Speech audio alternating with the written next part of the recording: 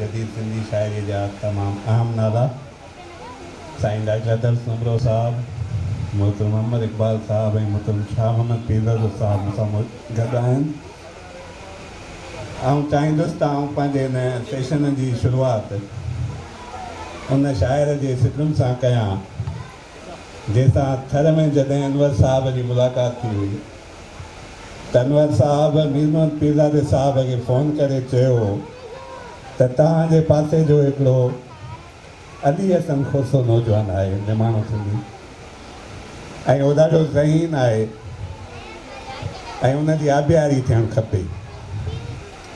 त आउं पंहिंजे सेशन जी शुरूआति उन निमाणे सिंधीअ जे टिनि शेरनि सां कंदुसि त ॻाल्हियूं वेही कर कम जहिड़ियूं थर ते आयल आगम जहिड़ियूं, हाल असांजो हिरोशीमा उछलूं हुन जूं एटम जहिड़ियूं, के शिकिलियूं भव फैलिया आहिनि पर के शिकिलियूं गौतम जहिड़ियूं। ऐं अमर तव्हां खां सुवालु आहे मुंहिंजो त अवी मौजूदा दौर में जदीद सिंधी शाइरीअ खे किथे बीठल ॾिसो था ऐं छा मां उन मां मुतमिन आहियो त उनजो जेको सफ़र आहे उहो हुस्नाक आहे ऐं उहो पंहिंजे हिन मुल्क जे ॿियनि ॿोलियुनि जे शाइरीअ सां केतिरो कुलो कुलो मिलाए बीठल आहे। महिरबानी साईं साहिल पीरज़ादो। जॾहिं बि पाण जदीद सिंधी शाइरीअ जो ज़िक्र कयूं था त उनजी हिकिड़ी सिधी निस्बत अनवर पीरज़ादे साहब सां जुड़े थी। अनवर पीरज़ादो जंहिं जेका जदीद सिंधी शाइरी असां वटि 92 खां पोइ ख़ासि तरह सां 60 वारे ॾहाके में उसरणु ऐं निसरणु शुरू करे थी ऐं पोइ ईंदड़ ॾहाकनि में उनजी हिकिड़ी मुकमल सूरतगरी थिए थी त अनवर पीरज़ादो शेख अयाज़ नियाज़ हमायूनी तनवीर अब्बासी खां फ़ौरन बाद जेके सिंधी शाइरीअ में मुनफ़रद ऐं अहम शाइर उभरनि था उनमें अनवर पीरज़ादे जो शुमार बि थिए थो। त हाणे ही उहो दौरु आहे 60 वारो ॾहाको आहे जंहिंमें मुख़्तलिफ़ सियासी लाड़ा चाढ़ा सिंध जे पलव में अचनि था। 1 यूनिट जो दौरु आहे, क़ौम परस्तीअ जे लहर जो उभार आहे ऐं ॿिया जेके तरक़ी पसंद लाड़ा ऐं रुझान सिंधी शाइरीअ में अचनि था ऐं सिंधी शाइरी पंहिंजे माज़ीअ में जेको फ़ारसीअ वारो रुझान हुयो, ग़लबो हुयो, उन मां आज़ादगी हासिलु करे थी ऐं सिंधी शाइरी जो हिकिड़ो नओं नुबार लहजो ऐं सूरत ठहे थी। त उन ई जे तसलसल में मां सम्झां थो त जेको तव्हांजो सुवालु आहे हिन वक़्तु त हिन वक़्तु सिंधी शाइरीअ जो मयार किथे बीठो आहे त हिन वक़्तु सिंधी जदीद शाइरीअ में जेतोणीकि बेशुमार नौजवान शाइर लिखी रहिया आहिनि, मुख़्तलिफ़ सिन्फ़ुनि में लिखी रहिया आहिनि, पर मसइलो इहो आहे त अॼु जे दौर जो जेको शाइर आहे, नौजवान शाइर आहे, उनजी शाइरीअ जी उहा तनक़ीदी कथ थी न सघी आहे जेका माज़ीअ में 80 वारे ॾहाके जा जेके शाइर हुया जंहिंमें शाह मोहम्मद पीरज़ादो साहब ॾिठो आहे, जंहिंजो हिकिड़ो एंथोलॉजी छपी हुई ॾिया ॾिया लाट सां, जंहिंजो शेख अयाज़ हिकिड़ो तवील मुहाज़ लिखियो हुयो ऐं हिकु दौर जी शाइरीअ जो हुन हिकिड़ो एनालाइसिस कयो हुयो, तनक़ीदी अभ्यास कयो हुयो, उनजी अहमियत, उनमें जेके गुण हुया, उनमें जेके रमज़ूं हुयूं, उनमें जेके हुस्नाकियूं हुयूं, उन ते शेख अयाज़ जहिड़े अज़ीम शाइर पंहिंजे दौर जे वॾे शाइर खुली दिलि सां ॻाल्हायो ऐं उनजी हिकिड़ी तनक़ीदी कथ कई। उन ई दौर में तव्हां ॾिसंदो त तनवीर अब्बासी जे मुख़्तलिफ़ किताबनि जा मुहाज़ लिखे थो, पंहिंजे हमअसर दौर जे शाइरनि जा मुहाज़ लिखे थो या पाण खां ईंदड़ नौजवान शाइरनि जा मुहाज़ लिखे थो। त उहा बि हिकु क़िस्म जी हिकिड़ी तनक़ीदी अभ्यास तौरु सिंधी शाइरीअ जी जेका हैसियत आहे, उनजो जेको मुल्ह ऐं मिक़दारु आहे, उनजो तयन थींदे नज़र अचे थो। इब्राहिम जोए साहब जेके शेख अयाज़ जी शाइरी जे मुख़्तलिफ़ किताबनि जा मुहाज़ लिखिया, जेतोणीकि उन में समायल फ़न जे हवाले सां घटि पर उनजे फ़िक्र ऐं उनजे सियासी जेके रुझान रहिया आहिनि अयाज़ जा, उनखे घणो उपटारियो आहे, पर तंहिंजे बावजूदि इहे सभई जेके तनक़ीदी नौयत जा कम या तहक़ीक़ी नौयत जा कम आहिनि, उन दौर जी शाइरीअ जो हिकिड़ो अभ्यासी चहिरो साम्हूं आणीनि था। हिन दौर सां आलमी इहो आहे 90 वारे ॾहाके खां पोइ तव्हां ॾिसो था नई सदी गुज़री वई, उनजा 2 ॾहाका बि गुज़री विया हिन दौर में जेको स्टफ असां वटि मौजूदु आहे, कई नौजवान शाइर तव्हांखे सोशल मीडिया जो दौर आहे तव्हांखे नज़र ईंदा, पर उन्हनि खे कंहिं हिकु करे अंदाज़ में, कंहिं फज़ीलत भरे अंदाज़ में, कंहिं संजीदा अंदाज़ में उन जे कम जो काथो नाहे कयो वियो जेको थियणु घुरिजे। ऐं इहो हिन दौर जा जेके नक़ाद असां वटि थोरा घणा आहिनि उन्हनि खे इहो कमु करिणो आहे। ऐं हिननि सभिनी ॻाल्हियुनि जे बावजूदि सिंधी शाइरी पंहिंजे भरपूर जोभन सां लिखिजे पई ऐं माज़ीअ खां कई हवालनि सां अॻिते बि आहे, पर उनजी मुनासिब तथ्य जेका उहा थियणु घुरिजे। शाह मोहम्मद, मां अमर जे इन ॻाल्हि खे हुन जे रोशनीअ में तव्हां सां मुंहिंजो इहो सुवालु आहे त 80 वारे ॾहाके में जॾहिं शाइरी थींदी हुई त उन वक़्त जो जेको नक़ाद हुयो उहो पाण ते इहा ज़िमेवारी सम्झंदो हो त जेको मां किताबु ख़रीद करे वठी आयो आहियां ऐं मूं पढ़ियो आहे, उन ते मां पंहिंजी हिकिड़ी राय जेका आहे सा ॾियां, उहा उहो पाण ते ख़ुदि साख़्तार ज़िमेवारी सम्झंदो हुयो। ऐं हू इहो न सोचींदो हुयो त हाणे जॾहिं शाह मोहम्मद जे किताब जो को महूरत थिए त पोइ मां हुन ते मज़मून लिखां। ऐं उन वक़्त में ॾाढा जामिय ऐं मुफ़सिल ऐं ईमानदार तज़िया ईंदा हुया। उन सां उन दौर जी शाइरीअ खे तमामु घणो फ़ाइदो पियो। तव्हां हिन मौजूदा दौर में छा था सम्झो त इहा जेका ज़िमेवारी आहे, ख़ुदि साख़्तार ज़िमेवारी आहे, इहा असांजे अॼु जे नक़ाद मां छो घटी आहे ऐं उन जा जेके नुक़सानकार असर आहिनि उहे शाइरीअ ते केतिरा पिया आहिनि जदीद शाइरी?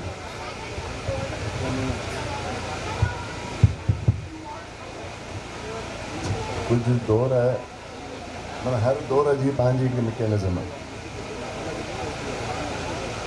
असां वटि बावजूदि इन जे जो जंहिंखे असां टेक्निकल नॉलेज चऊं उहा इन मौजूदा ॾहाके में वधी आहे। 80 जो ॾहाको, 70 जो ॾहाको फ़िक्री मसइलनि जा ॾहाका, इन जे लाइ संगत असुल टेक्निक न सेखारींदी हुई या उनते ज़ोर न ॾींदी हुई। उहो हिकिड़े में फ़िक्र जी ॻाल्हि कंदी ऐं कमिटमेंट जी ॻाल्हि कंदी, उहे उनजी तक़ाज़ा पिया कनि। अच्छा, 90 खां पोइ इहा शइ, ऐं जेका मां चवां थो त इहा शइ रहिजी वई, ईअं थियणु न घुरिबो। इन लाइ उहो बहरहाल हिकिड़ो फ़न आहे, हिकिड़ो इल्मु आहे, उनजी बि हिकिड़ी पैरेलल हुजणु घुरिजे हा, पर उनखे नोट ई न कराईंदा। माना हिकु नौजवान शाइर में जेकॾहिं कमियूं आहिनि त हुनखे नोट ई न कराईंदा। ॻाल्हि जेका थो करे उन ते हुनखे रहंदो उन में हिकिड़ी मिली वेंदी। जीअं मां अॻु में चयो आहे त असल में 80 जे ॾहाके में सिंधी नज़्म हिकिड़ो वॾो टपो ॾिनो, तमामु वॾा तजुर्बा थिया। हाणे बि जेकॾहिं उन ते कजे त हिकिड़ो वॾो तहक़ीक़ जो मौज़ू आहे। ऐं हाणे वरी विच में माठार ज़रूरु आई, पर वरी हाणे 2000 खां पोइ जेके 2 ॾहाका गुज़रिया आहिनि, मां जेका शाइरी पढ़ां थो त उन में हाणे वरी नौजवान शाइर फ़न ऐं टेक्निक ते हिकिड़ी चङी महिनत कनि था। हाणे मसइलो इहो आहे त जेके फ़िक्री मसइला आहिनि उहे दौर जे क्राइसिस सां वाबस्ता हूंदा आहिनि। उहे एॾा शार्प न आहिनि, ब्लैक एंड वाइट न आहिनि जो माण्हू उन में छा जेको 80 जो ऐं 70 जे ॾहाके जो शाइर कंदो सही सिधी ॻाल्हि साम्हूं हूंदी। अॼु हाणे जो जेको नौजवान आहे उन वटि इन क़िस्म जो सिधो मसइलो कोन्हे, ऐं पोइ इन जे करे असांखे लॻे थो त माठार आहे। पर मुंहिंजे ख़्याल में जंहिंखे असां हिकिड़ी तख़लीक़ी क़ुवत चऊं उहा मौजूदु आहे। ऐं मां खे मतिलबु हिकिड़े दफ़े मां फेसबुक ते अलाए किथे पंहिंजो जहांगीर डायरी जो हिकिड़ो नज़र, त मूंखे हैरत थी, हालांकि ज़रूरी न आहे त मुंहिंजी हुन सां सुञाणप हुजे, त माना काछे में मींहुं पियो त पहाड़ न रोज़ा खोलिया। माना हिकिड़ी मूंखे इन ॻाल्हि ॾाढो माना अट्रैक्ट कयो। मां यार कहिड़ी माना ख़्याल जी उहा आहे त रोज़ो खोलण वारो जेको फिनामिना आहे, ऐं ईअं मां घणो थो ॾिसां। हाणे जेका अॻु में तव्हां ॻाल्हि कई त अॻु में माण्हू इहो इंतज़ारु न कंदो हो, ऐं इन लाइ जो असल में उहा पुश घणी उन में ज़रूरु लिखिया विया, पर मां त चवां थो जेकॾहिं असां उन में रिव्यू कयूं त उन में फ़िक्री बाइफर्केशन तव्हांखे नज़र अचे थी। हिकु जहिड़ा नक़ाद हिकु जहिड़े फ़िक्र खे हरूं भरूं घणो लिखंदा, त कंहिं न कंहिं लेवल ते वरी इहा थोरी बेईमानी थी वञे त हर को माण्हू इन में हूंदो त असां वारे फ़िक्र वारो नौजवान खे हथी मिले बधे। इहा थोरी ॻुझी कोल्ड वार हूंदी हुई। अदब जे नाले में, त इन खे बि असां मुकमल ईमानदारी नथा चई सघूं। त मतिलबु मुंहिंजी नज़र में हूंदा हे नौजवान, त उन्हनि खे मां हिकिड़ो वॾो मज़मून लिखिया, ऐं ॿियनि खे वरी ॿिया हूंदा। असां वटि माना मशहूरु आहे साईं ताज जो तमामु घणा मवाक़ लिखिया आहिनि, पर उन जी माना नज़र उन हल्के ते ई हूंदी जेका हुन जे रीच में हूंदी। त इहो त हूंदो हो त किताब जे बाज़ाब्ता महूरत खां सवाइ माण्हू लिखे, उनखे हिमत आहे, इहा सुठी ॻाल्हि बज़ात हुई, पर गॾोगॾु इहा बि हुई त उहा अक्रॉस द बोर्ड न हुई। माना उन में कोल्ड वार या पसंदि नापसंदि हूंदी जंहिं बि हिकिड़ो नुक़सानु ॾिनो। त अनवर जी जेका फिनोमिना आहे, मतिलबु मां जेको ऑब्ज़र्व कयो आहे त उहो इन मामले में डिफरेंट आहे। त 77 में जॾहिं मार्शला लॻी त वन यूनिट जे ज़माने वांगुरु अयाज़ वारो लीडिंग रोल असां वटि न रहियो। हे पहिरियों मौक़ो हो, न त हूअं हर मुज़ाहिमत में अयाज़ लीड पियो करे। प्री पार्टीशन खां वठी सिंधी शाइरीअ में जेको आहे ॻाए इनकलाब ॻाए खां वठी या जेका बि शाइरी आहे उनजी अलामत अयाज़ आहे, पर 77 खां पोइ अयाज़ ख़ामोश आहे। त उन में अनवर जा नसरी नज़्म ऐं आज़ादु नज़्म उहो तहरुक पैदा करे सघिया। इन लाइ जो असां ॻाल्हि उहा ई था कयूं जेके पॉलिटिकली मुतहरिक अदीब आहे, असां उन्हनि जी ॻाल्हि था कयूं न। त उहे इन एफिलिएशन खां सवाइ जनरल हिकिड़ो उन में हिकिड़ो ट्रेन पैदा थियो। वरी उहो अख़बार में हूंदो हो, पोइ उनखे जिते मौक़ो मिलंदो हो, पोइ बरसाति निकिरे, सोजरो निकिरे, इख़बार निकिरे, त हुन जेके ॾिना न। जीअं हाणे तव्हां ॾिसो त इहे जेके सिंधी नज़्मनि जा ईअं उनवान ई न लिखिया वेंदा हुआ। ज़िंदगीअ जो ऑपरेशन थिएटर, या हाणे इहो असां वटि या त फ़लस्तीन मां पिया अचनि या हिंदुस्तान में पिया अचनि, हिते अञा इन क़िस्म जा तजुर्बा। इहा जेका जदीदियत आहे, इहा इन जी शुरूआति मां सम्झां थो उन में अनवर जो वॾो रोल आहे। जेके उहो अकेलो न आहे बि, त उन में उनजो वॾो हिकिड़ो लीडिंग रोल आहे। ऐं उन खां पोइ ॿी सॼी खेप जंहिं 80 वारी खेप था चवनि, पोइ उन में असां बि सभु अची वियासीं, फैज़ुल्ला बि अची वियो, हसन मुश्तबा, हसन दर्स जा इहे सभु अची विया। पर इन जे पोयां इहा तहरीक हुई जेका असांखे नई पई लॻे। ऐं उन में पोइ असांजे मां पंहिंजी जेके डेवलपमेंट जी ॻाल्हि कयां त मूंखे अनवर हिकिड़ो बेकन या जी टॉर्च लॻो त भई ईअं ई तब आज़माई करणी आहे, पंहिंजूं सलाहियतुनि खे इन जॻह ते आणो। त इहो मुंहिंजे ख़्याल में उन दौर जो इहो मसइलो हो।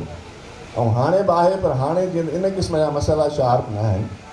इन करे अॼु जे रीडर फ़िक्री हवाले सां मुंझारे जो शिकार आहे। इन लाइ बिल्कुलु फौरी नोयत जा मसइला न आहिनि, जनरल मसइला न आहिनि, पर फौरी नोयत न आहिनि जेके उन वक़्तु वन यूनिट वटि खां वठी ज़ाल ते माशरे ताईं हुया।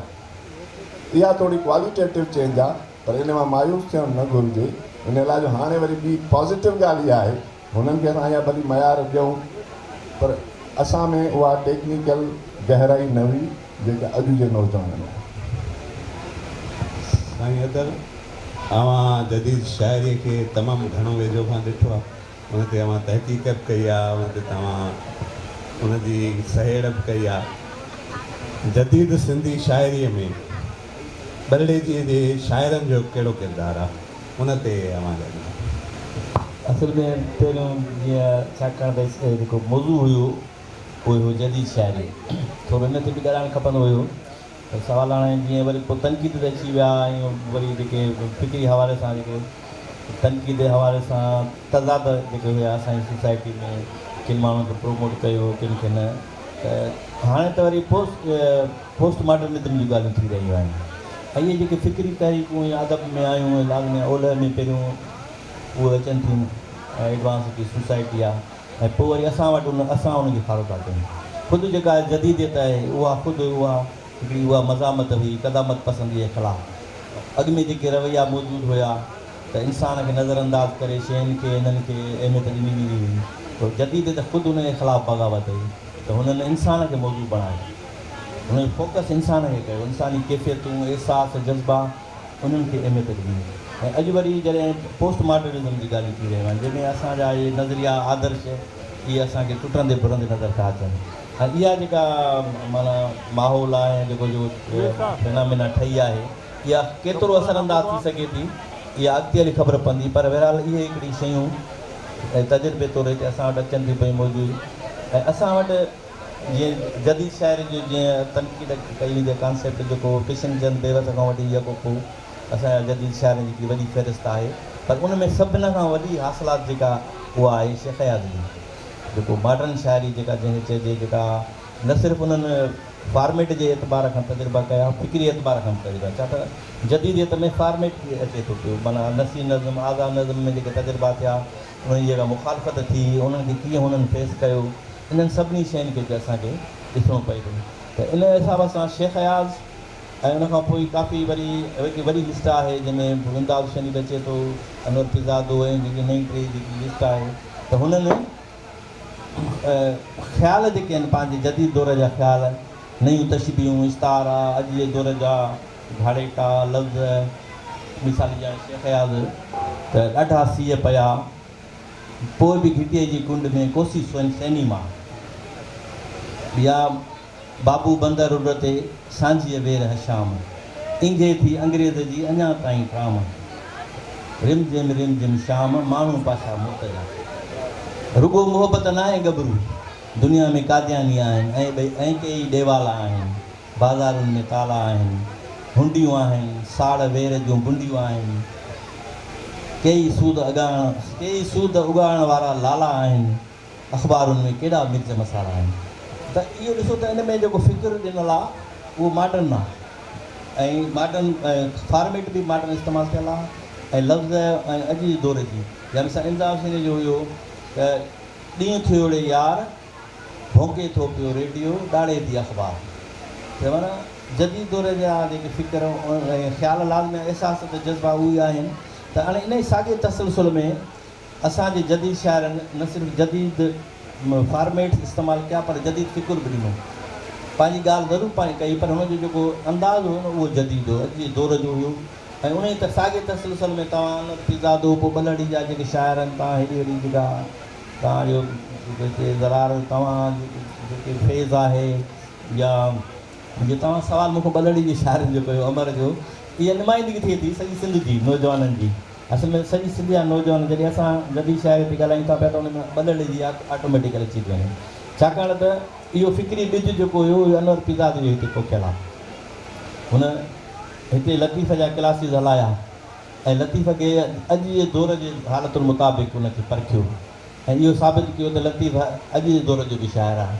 ईअं न आहे त माना सदियूं अॻु जो आहे त माना हाणे असां हुनखे नज़रअंदाज़ था करे सघूं, उहो अॼु जे दौर जो शाइर आहे। जीअं एस टी सोरले हुनखे जीअं सम्झो त हू हुनजी जेको फ़िक्री जोहर आहे, या उनखे चइबो आहे तासुर जी अबदियत, उहा ख़तमु न थी। लतीफ़ जे जेका तासुर जी अबदियत आहे, अॼु जॾहिं असां पढ़ूं था त लॻे थो अॼु त सोरले बि ईअं ई सम्झो त माना लतीफ़ जा जेके बेत आहिनि उहे असांजे ख़िलाफ़ु मज़ामत आहे। त इहा शइ जेका अनवर फिज़ाद सम्झाई, त उहा कहिड़ी शइ आहे जेका हिकिड़े तकलीफ़कार खे हर दौर में जदीद रखे थी, माना वक़्तु गुज़री थो वञे पर उहो अॼु बि जदीद आहे। त अमर वटि जेको घाड़ेटो मिले थो, या उनजो फ़िक्री सोच, या जेको ज़ैद जी जेका शाइरी आहे, उहा सफ़ा वारी माना नसी नज़म ख़ासि तौर उनजा अहिड़ा सफ़ा मॉडर्न दौर जी अकासी कनि था। उन में जेके लफ़्ज़ इस्तेमालु थियल आहिनि उहे बि मॉडर्न दौर जा आहिनि, तरक़ीब बि मॉडर्न दौर जूं आहिनि, फ़िक्र बि मॉडर्न दौर जो, शहरी मशीनी दौर, बस जो धुआंटियल ज़िंदगी, ऐं जीअं अहिड़े क़िस्म जो माहौल। उन माहौल में लाज़मी असांजी जेको सॼो छा त एग्रीमेंट सोसाइटी आहे, त घणी शाइरी असांजी वरी ज़रात सां वाबस्तु आहे, पर जेके जॾहिं उहे साॻिया ई बलड़ी जा इहे हाणे त बलड़ी जी कोन था रहनि, ज़ैद बि कोन थो रहे ऐं को अमर थो रहे। अमर वरी उनखे कराची वारी मशीनी ज़िंदगी जेका मिली, मिसाल तव्हांजी शाइरी में बि इहे रंग मौजूदु आहिनि, तव्हां बि कंहिं न कंहिं हवाले सां इन सां जुड़ियल आहियो, इन सिलसिले सां। त जॾहिं इहे दोस्त वरी शहर में विया त उन्हनि शहर जी तरक़ी बि इस्तेमालु कयूं। हुननि जॾहिं मोटंदा बस में, पोइ बस बि जेका बस जो धुओं, माण्हुनि जा हशाम, ऐं इहे गोड़, ऐं इन क़िस्म जी जेकी मशीनी ज़िंदगी, उहो अॼु इमदाद हुसैन जी शाइरी में आहे। त उहो साॻे तसलसल में वरी असांखे अमर ऐं ज़ैद जी शाइरी मिले थी पई। ज़रार जी शाइरी बि आहे, पर ज़रार खे अख़बार खाई वई, माना हुनजी तख़लीक़ सलाहियतूं, ठीकु आहे, हुननि पंहिंजो हुते रोल अदा कयो आहे। अख़बार जेका आहे क्रिएटिविटी खे घणनि क्रिएटिव जेके राइटर हुनखे माना खाए थी। उनजो हिकिड़ो ॿियो महाज़ ते हू ज़रूरु उन कंट्रीब्यूशन उहो ॻणिजी अथो, पर जेका उनजी शाइरी आहे या जेको ॿियो जेको तकलीफ़ी जेको मिसाल कमु आहे उहो 50 ज़रूरु थिए थो। अख़बार में इहो आहे त मजबूरी आहे रोज़ु कालम लिखिणो आहे, रोज़ु जेका इहे माना इहे कंहिं न कंहिं हवाले सां जेके शयूं रोज़गार बि उन सां जुड़ियल आहे, त उहे वरी उन्हनि जी काफ़ी तकलीफ़ी शयुनि खे उहो खाई थी वञे। त इन हवाले सां अनवर पिज़ादे जो जेका जदीदियत जे हवाले सां जेका मशल रोशन कई उहा बलड़ जी खां थी सॼी सिंध ते असरअंदाज़ थी आहे। ईअं न आहे बलड़ जी त ठीकु आहे, हुन जेको हिकिड़ो मर्कज़ हुयो हुतां, पर उहा जेका फिक्री रोशनी आहे छो त अनवर सॼी सिंध सां वाॻापियल हो। सिंधी अदबी संगत सां वाॻियल हो, माना सॼी सिंध सां वाॻियल आहे। सिंधी अदबी संगत ई उहो मोर्चो हुयो जंहिं जदीद शाइरी खे प्रमोट कयो, छो त उन दौर में इहे बज़मूं हुयूं ॿियूं। असांजी इहा वाहिद अदबी संगत हुई जंहिं जदीद माना फ़िक्र जी ऐं जदीद हैतुनि जी फॉर्मेट जी जेका आहे दरियूं खोलियूं। न त इन क़दामत पसंदि जेके बि ग्रुप हुया उहो ऑटोमेटिकली हिकिड़ो ग्रुप ठही वियो। हुन में तव्हां उहो बज़मूं हुयूं, मिसाल टिखड़ जा शाइर आहिनि। हाणे इमदाद हुसैनी वटि जेका फ़िक्री रोशनी असांखे नुदरत नज़र अचे थी, उहा इन जे करे थी अचे, उहो बि साॻे उन सां ई वाॻियल हुयो। पर जॾहिं उहो मोहम्मद इब्राहिम जोए सां, ग़ुलाम अहमद गिरामी सां या अदबी संगत में जॾहिं अचे थो त उन वटि इहा नई फ़िक्री रोशनी अचे। न त इमदाद हुसैनी जी शाइरी बि शबीह हातिफ़ वांगुरु हुई आहे, एहसन अल हाशमी वांगुरु, अली महमद मजवी वांगुरु, ऐं इन अब्दुल हलीम जोश, इहो सॼो हिकिड़ो ग्रुप हुयो जिन नए फॉर्मेट जी मुखालफ़त बि कई, नए फ़िक्र जी मुखालफ़त कई, जंहिंजे करे तव्हां ॾिसो त अॼु उन्हनि जो हवालो किथे कोन थो अचे। रेफरेंसिस में जदीद शाइरी में उन्हनि जा रेफरेंसिस कोन था अचनि, इन्हनि शाइरनि जा अचनि था जिन नई रोशनीअ खे क़बूलु कयो ऐं नई हैतुनि खे क़बूलु कयो, नए नसी नज़्म खे क़बूलु कयो, आज़ा नज़्म खे क़बूलु कयो ऐं खेड़ू खे क़बूलु कयो। जॾहिं त इहे जेके क़दामत पसंदि दुरी हुयूं इन नई रोशनी जी मुखालफ़त कई, नई फॉर्मेट्स जी हैतुनि जी मुखालफ़त कई ऐं नए फ़िक्र जी मुखालफ़त कई। उहो साॻियो रवायती फ़िक्र न, साॻियूं तरकीबूं, साॻिया काफ़िया, साॻिया रतीफ़ ऐं तरह ॾेई करे पोइ हिकु जहिड़ा 100 गज़ल लिखिया वेंदा हुआ। उहे जेके दीवान, अॼु उन्हनि दीवाननि मां हिकिड़ो शेर कंहिंखे यादि कोन्हे को, तो लिखियो दीवान आहे एतिरो वीरान छो आहे। उनमें जेका वीरानी आहे उहा इन करे आई त हुननि रवा जेके वरजायो वियो ॻाल्हियुनि खे, 100 शेर पढ़बा त ॻाल्हि साॻी ईंदी। पर जदीद जेको फ़िक्र हुयो जंहिंजी महंदारी किशन चंद बेवत खां वठी पोइ मतिलबु अब्दुल करीम गदाई, हुसैनी, तनीर अब्बासी, नियाज़ अहमद शमशीर, इन्हनि सभिनी नई रोशनी जी आजा कई ऐं उन ई तसलसल में बलड़ जे खां वठी सॼी सिंध ताईं इहा रोशनी फैलिजी वई आहे।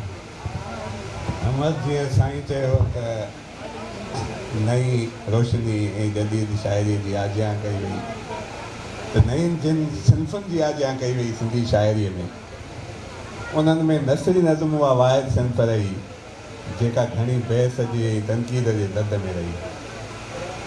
पर उन जे बावजूदि बि नसरी नज़्म सिंध में पंहिंजा पेर खोड़े बीठो ऐं हिन वक़्तु बि सिंध में नसरी नज़्म लिखियो वञे थो। अमी छा था सम्झो त सिंध में नसरी नज़्म जो जेको मौजूदगी आहे उनखे अवां कीअं था ॾिसो ऐं अमी छा था सम्झो नसरी नज़्म खे त उहा शाइरीअ जी सिंफ़ लिरिकल सिंफ़ुनि जे भेट में कारमंद आहे या न? नसरी नज़्म जॾहिं शुरू में पाण वटि आयो हुयो त उनजी तमामु घणी मुखालफ़त थी ऐं एतिरे ताईं जो शेख अयाज़ जॾहिं नए फ़िक्र जे अॻवान शाइर बि कंहिं जाइ ते इहो लिखियो हुयो त नसरी नज़्म लिखण जो हक़ु सिर्फ़ु उन शाइर खे आहे जेको पाबंद शाइरी बि करे सघे, लिमिटेशन रखी अयाज़ बि। उनखां पोइ असां वटि मसइलो इहो आहे त असांखे इहा ख़बर ई कोन्हे त नसरी नज़्म छा आहे, आज़ादु नज़्म छा आहे। असां बसि ईअं सम्झंदा आहियूं त हिकु सिट, हिकिड़ो पद, ॿ पद, 3 पद, सिटूं टोड़े मरोड़े नसरी नज़्म लिखिजी वियो। शमशीर अल हैदरी साहिबु हिन ते मुफ़सल लिखियो आहे, मकालो लिखियो आहे ऐं मूंखे यादि आहे त चंदर केसवाणी साहिबु जेको आहे रिम्पा प्लाज़ा में शमशीर अल हैदरी साहिबु हिन ते लेक्चर बि ॾिनो हुयो। हुन में न सम्झायो नौजवाननि खे त आज़ादु नज़्म, असांखे इहा ख़बर न हूंदी आहे नौजवाननि खे त आज़ादु नज़्म ऐं नसरी नज़्म में फ़र्क़ु कहिड़ो आहे। तव्हां किताब चेक कयो, केतिरा ई किताब अचनि था, मथां लिखियलु हूंदो आज़ादु नज़्म, हेठि हूंदो नसरी नज़्म, मथां लिखियलु हूंदो नसरी नज़्म, हेठि हूंदो आज़ादु नज़्म। त उहा बेसिक जेका आहे डिफरेंस जेको आहे आज़ादु नज़्म ऐं नसरी नज़्म में, ब्लैंक वर्स में, फ्री वर्स में, उहो उनखे ख़बर न आहे। त मां सम्झां थो त नसरी नज़्म पंहिंजे हैयत में, पंहिंजे जोड़जक में, पंहिंजे बीहक में हिकु मुकमल शाइरी आहे जेकॾहिं उहो वाक़ई नसरी नज़म आहे त, ऐं जेकॾहिं कंहिंखे लिखणु अचे थो त। बाक़ी त ईअं कंहिं पैराग्राफ खे टोड़े तव्हां हुनखे नसरी नज़म ठाहे छॾियो त पोइ ईअं असां वटि अलमियो इहो बि आहे त अॼु असां वटि क्वालिटी न रही आहे। शाइर वधी विया आहिनि, किताब वधी विया आहिनि, हर रोज़ु तव्हांजी किताब सभई किताब नज़र ईंदा, पर मसइलो इहो आहे त असां मां जेको बि 20, 30, 40, 50, 60 हज़ार अफोर्ड करे थो सघे उनजो किताब छपिजी थो वञे, पब्लिशर चेक बि नथो करे त छा आहे, USB ॾियो, एतिरा पैसा ॾियो, किताब वठो। इन करे शाइरी जे बयार खे बि धकु लॻो आहे। ऐं इन करे बाक़ी नसरी नज़म जा तव्हांखे इंतिहाई शानदार शाइर तव्हांखे हाणे बि नज़र अचनि था, बल्कि जेकॾहिं अॼु जे नौजवान शाइरनि जे नसरी नज़मनि जी तव्हां भेट 2 ॾहाका या 3 ॾहाका पुठिते वञी तव्हां भेट करे ॾिसो त अॼु जो नसरी नज़म जेको नौजवान लिखनि था उहो तमामु घणो मैच्योर आहे। ऐं नसरी नज़म जी जेका हैयत आहे, जेका उनजी फ़नी जोड़जक आहे, उनजा जेका लवाज़मात आहिनि, जेके असांजे नौजवाननि वटि उर्दूअ मां या अंग्रेज़ी मां सिधो सऊं पहुता आहिनि ऐं उन्हनि खे उन्हनि परसीव कयो आहे, सम्झो आहे। असां वटि केतिरा ई नाला खणी सघनि था जेके तमामु शानदार नसरी नज़म लिखी रहिया आहिनि। ऐं उहो नसरी नज़म अॼु जे नौजवान जो नसरी नज़म गुज़िरियल ॾहाकनि जे शाइरनि खां इलाही मथे बीठो आहे। शाम पाण जीअं ॻाल्हि इहा कईसीं त हिन वक़्तु उहा फ़िक्री लहर ऐं शाद जेका आहे इनलाइटमेंट शाइर खे नथी मिले, जंहिं करे हू लिखे त उन हवाले सां पोइ शाइर ज़ाहिर आहे त दाख़िले ते वेंदो, छो त हर शाइर जेको आहे ऐं हर जेको माण्हू आहे हुनखे इज़हार त करिणो आहे। त जेकॾहिं ख़ारजी इनलाइटमेंट हुन वटि नाहे त हू दाख़िले ते वेंदो, ऐं जॾहिं हू दाख़िले ते वेंदो त उन में 2 शयूं थींदियूं, या त हू मायूसीअ ते वेंदो या जमालियात ते वेंदो। तव्हां छा था सम्झो त जदीद सिंधी शाइरी जेका आहे उहा मायूसीअ तरफ़ वई आहे या जमालियात तरफ़ वई आहे?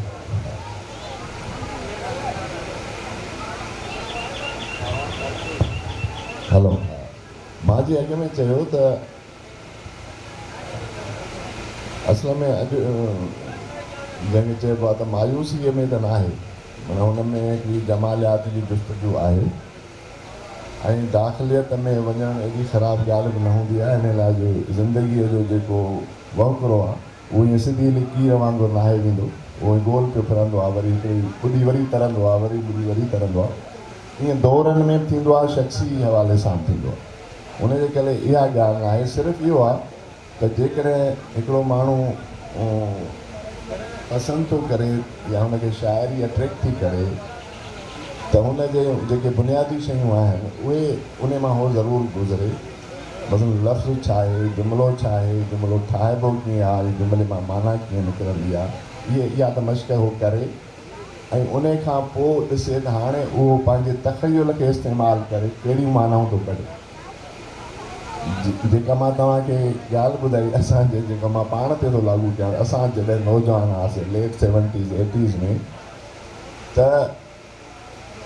माना इहा बिटर रियलिटी आहे त असां उन ग़लबे में हुआसीं त तव्हां हिकिड़े फ़िक्री जवाबदारी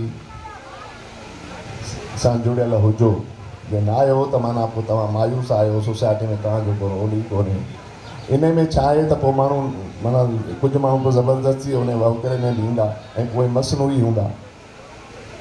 त हाणे मसइला हिकिड़ी ॻाल्हि आहे त जीअं असां पुराणी ॻाल्हि कयूं, मतिलबु 36 में जेकॾहिं बरे सगीर में या सॼे आलमी अदब में तरक़ी पसंद मूवमेंट जो आई त बुनियादो थीम छा हो?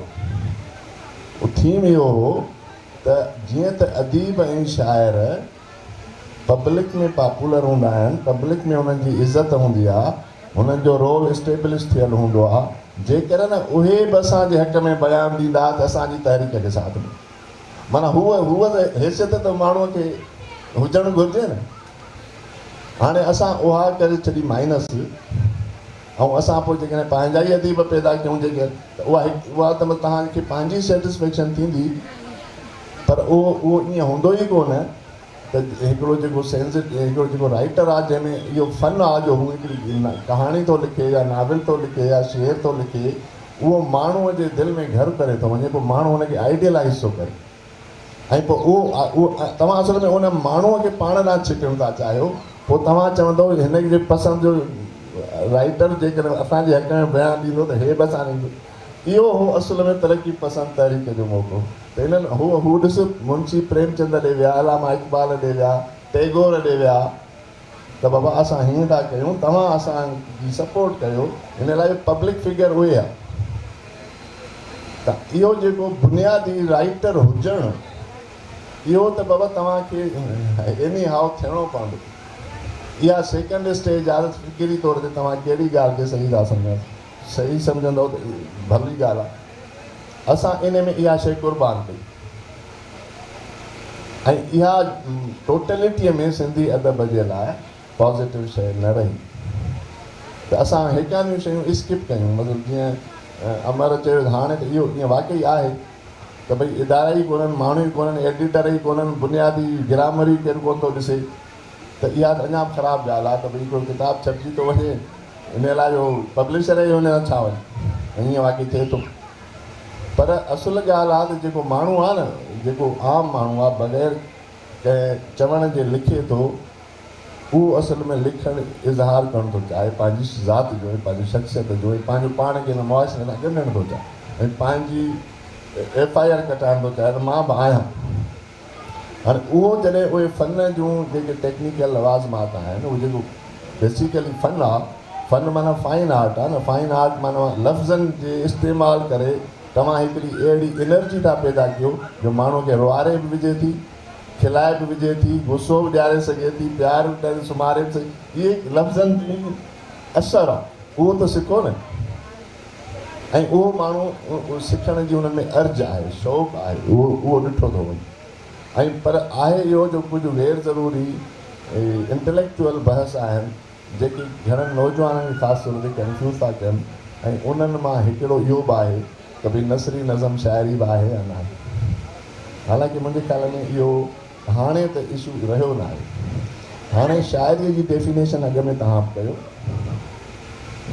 सिंफ़ खां सवाइ, शाइरी जी डेफिनेशन ते मुतफ़िक़ थियो त हा शाइरी छा थी चइबी। जेकॾहिं तव्हां ख़राबु एग्ज़ाम्पल ॾींदव नसरी नज़म जो, त ख़राबु एग्ज़ाम्पल त गज़ल जो ॾेई सघे त भाई गज़ल त आहे पर शाइरी न आहे। त पोइ तव्हां रुगो नसरी नज़म, ख़राबु नसरी नज़म कोट करे इहो चओ था छो त हीअ शाइरी कान्हे। ॿिन्ही में शाइरी किथे आहे, उन जो तर्जुमो थियणु घुरिजे। अॼुकल्ह जे दौर में बैन अल-अक़वामी सतह ते शाइरी चऊं छा खे था, उहो जेकॾहिं थी वियो न त पोइ तव्हांजी नसरी नज़म में बि शाइरी आहे ऐं पाबंदी बि शाइरी आहे। इहो को मसइलो ई कोन्हे। इहा क्लियरिफिकेशन नौजवान खे मिलणु घुरिजे ऐं उहो इन डिबेट में न फासणु घुरिजे त हिकिड़ा हुनखे रद्द था कनि, हिकिड़ा हुनखे कनि था। हाणे मां छा कयां? त मुंहिंजे ख़्याल में इहा कंफ्यूजन बिल्कुलु गैर शाइरानी। शाइरीअ जी वस्फ़ जी डेफिनेशन जी ज़रूरत आहे। मॉडर्न लैंग्वेज में शाइरी असल में चइजे छा थी। 1920 में जॾहिं T.S. Eliot वेस्टलैंड लिखियो त मतिलबु उहा उन वक़्त जे हिसाब सां अजीबो ग़रीब शइ। हिकिड़ी तवाइफ़ आहे, कमरे में वेठी आहे, हेठां माण्हू लंघियो थो वञे, हाणे इहा शाइरी कीअं मतिलबु उन ज़माने। पर हाणे क्लासिक आहे। त इहो आहे बुनियादी तौर ते त शाइरीअ जी अॻ में डेफिनेशन थिए त बाबा उहा सिट्राव में उहो लफ़्ज़ भली मौज़ून न हुजे, नसरी हुजे, पर उहो तासुर जी हेड़ो पैदा कंदो त हुनखे शाइरी चइबो। ऐं सिट्राव में भली मौज़ून हुजे पर उहो को तासुर पैदा नथो करे त उनखे शाइरी न चइबो, हुजे भली वज़न में। इहो क्लियर थी वञे न त नौजवान खे घणी पोइ माना ज़रूरत मिलंदी, कुझु बि इज़हार करे सघे। साईं अदर सिंधी शाइरीअ में गज़ल तमामु घणो लिखियो वञे थो। ऐं गज़ल तव्हां जॾहिं याद ऐं हुनजे टही आहे फ़ारसीअ जो चोलो लाथो ऐं उनखे सिंधीअ जो गेड़ू वेस पारायो त उनखां पोइ गज़ल असां वटि उन असर मां बिल्कुलु निकिरी आयो आहे। पर हिन वक़्तु जेको गज़ल लिखियो थो वञे, जेको अॼु जे दौर जो जदीद गज़ल आहे, उनखे हिकु गज़ल जे शाइर जी हैसियत में कीअं था ॾिसो?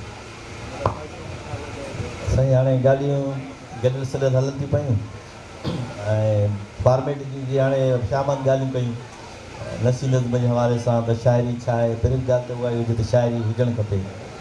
ऐं जीअं अॻु में ॻाल्हि कई त हिकिड़ो हिकिड़ो रवायत पसंदि दौरु हुयो गज़ल जो, क़दामत पसंदि दौरु चइजे। ऐं यूरोप में जेको हुयो इहो हुयो ठाहठू वारो ज़मानो, एलाबोरेशन, माना वॾो शाइर हुनखे चवंदा जो ॾुखिया लफ़्ज़ ॾे, वॾा तमामु ग्रीक लैटिन वर्ड, जीअं मिल्टन जी शाइरी हुजे त उहा अॼु अंग्रेज़ बि कोन सम्झी सघंदा। त उहा वरी उन दौर जी तक़ाज़ा हुई त माना वॾो शाइर उहो आहे जंहिं वटि वॾा गंभीर क़िस्म जा वॾा वॾा लफ़्ज़ ऐं ॾुखियूं मानाऊं अहिड़े क़िस्म जी, उहा त माना मोतबर शाइर आहे। सादगी ऐं जेका सिंपलिसिटी उहा वरी क़बूल न कई वेंदी, लाज़मी आहे उन्हनि रवैयनि जे ख़िलाफ़ु हिकिड़ी बग़ावत थी। त असां वटि बि छाकाणि त हे असांजा तरक़ी पज़ीर मुल्क आहिनि, हिते लाज़मी आहे जेके फ़िक्री तहरीकूं आहिनि उन्हनि जा असर देरि सां पहुचनि था।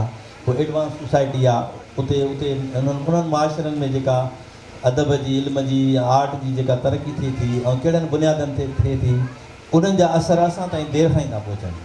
त उहो जेको एलाबोरेशन वारो पीरियड हो यूरोप में, उहो असां वटि हिते वरी मुशाइरनि जे दौर जो उन में आयो, जेके मुशाइरा थींदा हुया दरबारुनि में। हिंदुस्तान में बि दरबारुनि में मुशाइरो, शाइर माना शाइर कंहिं न कंहिं दरबार सां लाॻापियल हूंदो, पोइ हुनखे कसीदो बि लिखिणो पवंदो, हुनजी जेके जंहिंजो नंबर ख़वार हूंदो हुनजी सना बि करणी पवंदी। त उहा शाइरी जेका आहे उहा माण्हुनि जे लाइ त हुई कान, उन्हनि पंहिंजे कसीदनि लाइ तारीफ़ लाइ इन क़िस्म जी शयूं। असां वटि सिंध में बि ईअं गज़ल जे हवाले सां जीअं तव्हां सुवालु कयो आहे, त उते असां वटि जेका सही अवामी शाइरी जंहिंजूं धरतीअ में पंहिंजी सकाफ़त में पंहिंजे कल्चर में माना जड़ूं हुयूं, लतीफ़ साईं जी शाइरी, उनखे रिजेक्ट कयो वियो, छाकाणि त उहा महफ़िलनि जी शाइरी न आहे। त मुशाइराबाज़ी थियनि ऐं दरबार में उनखे ॿुधाइजे, उहा अवाम जी शाइरी, उनजी पाण उहा अवाम में खुटियल हुई। तव्हां उन दौर जा पढ़ी ॾिसो किताब, त लतीफ़ साईं जी शाइरीअ खे चवनि था त इहा दहकानी शाइरी आहे, उनखे दहकानी शाइरी चई करे रिजेक्ट कयो वियो। त हीअ त बाबा ॻोठाणी शाइरी आहे, ॻोठाणा वीचारा ईअं ॻाईंदा। हीअ असुलु शइ जेका आहे ख़वास जी जेका शाइरी आहे उहा हीअ गज़ल सराई आहे ऐं अहिड़े क़िस्म जा आहिनि। त उहा हिकिड़ी रवायत हली, उहा लाज़मी आहे उनखे उनजी सरपरस्ती हुई, उन दौर में तरक़ी कई हुन, ऐं हू जेका मिटीअ वारी शाइरी धरतीअ सां माण्हुनि ताईं मौजूदु रही, उनखे हटायो, इनकरेज कयो वियो, इहो डिस्करेज कयो वियो, ऐं हूअ शाइरी अॻिते आई। पोइ हाणे इन जेको तसवुरु जेको जुड़ियो उनखे टोड़णो हुयो, पोइ उन टोड़ी इन में असांजे रोशन ख़्याल शाइरनि शेख अयाज़ या उनखां उहा जेको पहिरियों जेका जेको कई ख़लीफ़े गुलबंद गुल हलाई आहे, पंहिंजी धरतीअ जी तशबीहूं इस्तारा, छाकाणि त हू जेके फ़ारसी तरक़ीबूं फ़ारसी इहा सिंफ़ आई बि असांजी कान, अरब खां आई, ईरान जे मर्फ़त असां ताईं पहुती। त लाज़मी आहे असांजा शाइर आहिनि काफ़िया रदीफ़ बि साॻिया रखंदा हुया। तव्हां पीर उसाम जी नास जो किताबु पढ़ी ॾिसो, ॻाल्हियूं मुंहिंजे ॻोठ जी, हुन में तव्हां लिखियो अथई सिधू में लाड़काणे में जेके शाइर वेंदा हुआ, उर्दू में दीवान खोले, दीवान ग़ालिब या दीवान दाग़ जो दीवान, उन में तरह खणंदा हुआ, साॻी जीअं जो जीअं तर्जुमो कंदा हुआ, पोइ हुन में गज़ल लिखंदा हुआ। हाणे उहे गज़ल तव्हां ॾिसो त अॼु कंहिंखे बि यादि कोन्हे को, पर शेख अयाज़ जो गज़ल हुन पंहिंजे नए रंग में नए अंदाज़ सां पंहिंजे हुनखे धरतीअ सां जोड़ियो। ॿियो शायदि फॉर्मेट साॻियो रहियो, मानाऊं फिरी वियूं, असुल में जेका डेफिनेशन हुई जीअं गज़ल जी उहा चेंज थी वई। फॉर्मेट गज़ल जो साॻियो ई आहे, पर हुनजी माना फिरी वई आहे। दाख़िली कैफ़ियतुनि खां हटी करे ख़ारिजी कैफ़ियतूं, ॿिया मसइला, सियासी मसइला, ज़िंदगीअ जा मसइला, इंसान ज़ात जा मसइला, उहे सभु हुन में गज़ल में अची विया, जंहिंजे करे उन में हिकिड़ी नई शइ पैदा थी, निर्माण पैदा थी, माण्हू हुनखे क़बूलु करे। हू जेको रवायती गज़ल हुयो उनजो उहो ख़तमु थी वियो, उहो आहिनि सही दीवान भरिया पिया आहिनि, पर उहो कंहिंखे बि यादि कोन्हे। पर शेख अयाज़ जॾहिं चए थो त पीरीअ जे पखे में वञी थो अयाज़, टिड़ी आहे टांगुर ॿ टे फूल खण, सितारनि भरे उभ हेठां न सुम्ह, सितारा ॾिसी यादि ईंदई सॼण। त टांगुर जी ॻाल्हि थो करे, उहो सुंबुल ऐं सरो जी ॻाल्हि कंदा हुआ। पंहिंजी धरतीअ जी पली आस थर मां न आथू वरनि, भिटाई ॾिसी थो विझियूं थियूं वरनि, कॾहिं सिंध जी सींद मेरी न थिए, कॾहिं मोड़ तंहिंजा न मुरझाइजनि। हाणे सिंध जी ॻाल्हि बि थी वई, धरतीअ जी सियासत जी, सकाफ़त जी, कल्चर, इहे सभु मौज़ूअ गज़ल में अची विया। त लाज़मी आहे उहा हिकिड़ी उहो जदीद रंग में गज़ल थी वियो। त असांजे शाइरनि जीअं असांजी वरी ॻाल्हि कई फ़िक्री हवाले सां तंज़ीमूं ठहियूं, तंज़ीमूं त पोइ ठहियूं न, जीअं हिकिड़ी शयूं असां मथां हिकिड़ो तसवुरु ॾींदा आहियूं त भई हीअ तरक़ी पसंदि आहे, भाउ असांजा त शाइर अॻ में पंहिंजे रवैये में पंहिंजे फ़िक्र में तरक़ी पसंदि हुया, तंज़ीमूं पोइ ठहियूं। तंज़ीमुनि उनखे वरी ॻोल्हे लधो त हीअ असांजे मापे ॾियण में केतिरो पूरो थो अचे।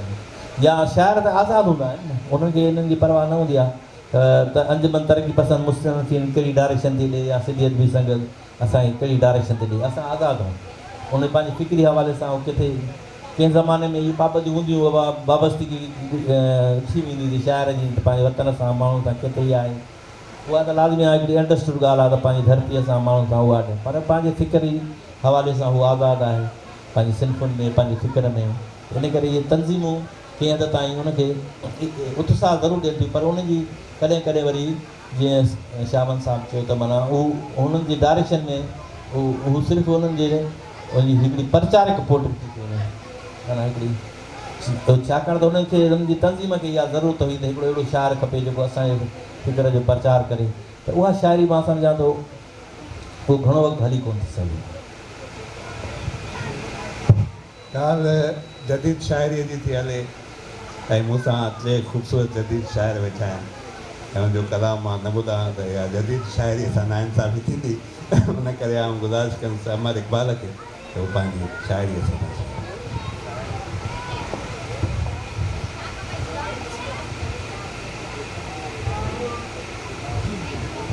साईं महिरबानी। ॻाल्हि गज़ल जी पई हली त मां हिकिड़ी गज़ल जी कुझु सुठियूं ॿुधाइणु चाहींदुसि। अक्सर मूंखे उहो ई गज़ल यादि हूंदो आहे जॾहिं बि ओचितो फरमाइश थींदी आहे। शाम थींदे ई अची थी ख़्याल में मां थो पहुचां कंहिं नए ई हाल में, साह खे बेसाह छाजे लाइ ॾिनई ख्वाब डाके छो ॾिनई रुमाल में, ऐं हिते समूरो ख़ैरु आहे तूं ॿुधाए कूड़ केॾो तो लिखियो अहवाल में, छो भला हुनखे पढ़ी थी प्यार मां छा रखियो आहे अमर इक़बाल, छा रखियो आहे अमर इक़बाल। ऐं हाणे शाह मोहम्मद खे गुज़ारिश कंदुसि नज़म थो ॿुधायां। डॉक्टर शेर वेठो आहे, चंदुर वेठो आहे 2 सालनि खां।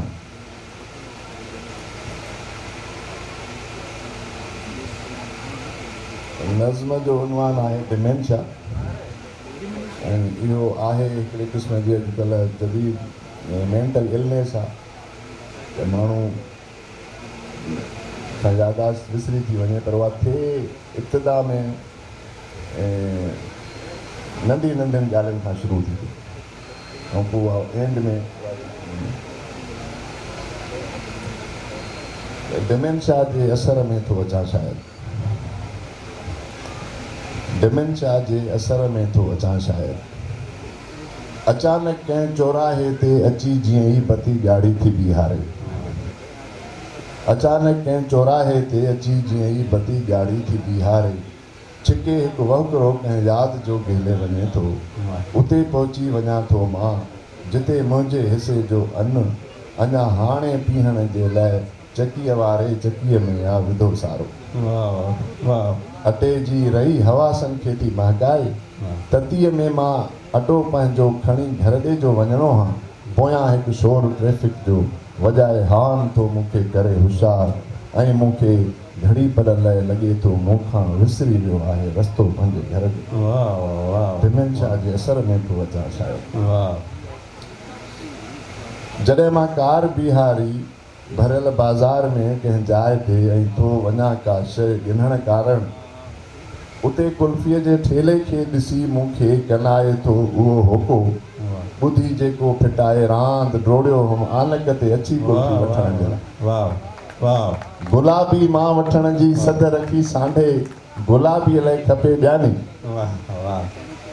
ऐं मां मॉल मां थेलो खणी निकितुसि त मूंखे यादि ई कोन्हे त बीहारी किथे मूं कार आहे पंहिंजी। डिमेंशिया जे असर में थो अचां शायदि। कॾहिं परॾेह ॾे वेंदे बोइंग जी सीट ते वेहंदे मिली जा मैगज़ीन आहे उन्हीअ जा चिलकणा पना वराईंदे ॾिसां थो मां वॾी वणकार, त पोइ हीअ दिलि वञी अटकी उते जाते कची आली चकी न मुंहिंजी हाणे छंडो ऐं ताज़ो करे थी यादि ॾिनो।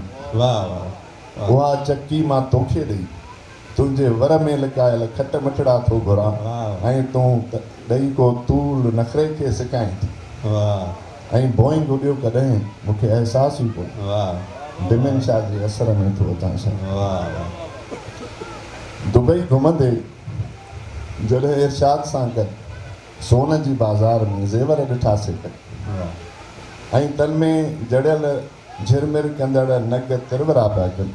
वाह उते मां ड्रूह पाए वञी पंहिंजे घर जी कचे घर जी कानस तां वाह दॿे में सांडियल पंहिंजा चिदा खणी उस में पखेड़ियां थो। चिदनि जा रंग मुंहिंजे रूह जी पुरसरारत खे वेढ़े वञनि था। वाह वाह ऐं उन बाज़ार जे कुंड तां बीही मां सणक थो ॻोल्हियां वाह जितां सभु यार मूंखे चिदनि जी रांदि लाइ सॾनि था। ऐं इरशाद मूंखे यादि थी ॾियारे अञा काॾे वञी थो पियो, पंहिंजो रस्तो त पोयां हो। वाह वाह वाह डिमेंशिया जे असर में थो अचे। वाह वाह वाह तमामु ख़ूबसूरत नज़म। ऐं हाणे आउं गुज़ारिश कंदुसि अदब सुमरे खे तो कंदुसि। जदीद शाइरी जी ॻाल्हि थी हले पई। नसीब नज़्म आहे, उन जो उनवान आहे हा तूं घणो बा अख़्तियार आहीं, तूं घणो बा अख़्तियार आहीं। हा असीं ॼाणूं था त तूं घणो बा अख़्तियार आहीं।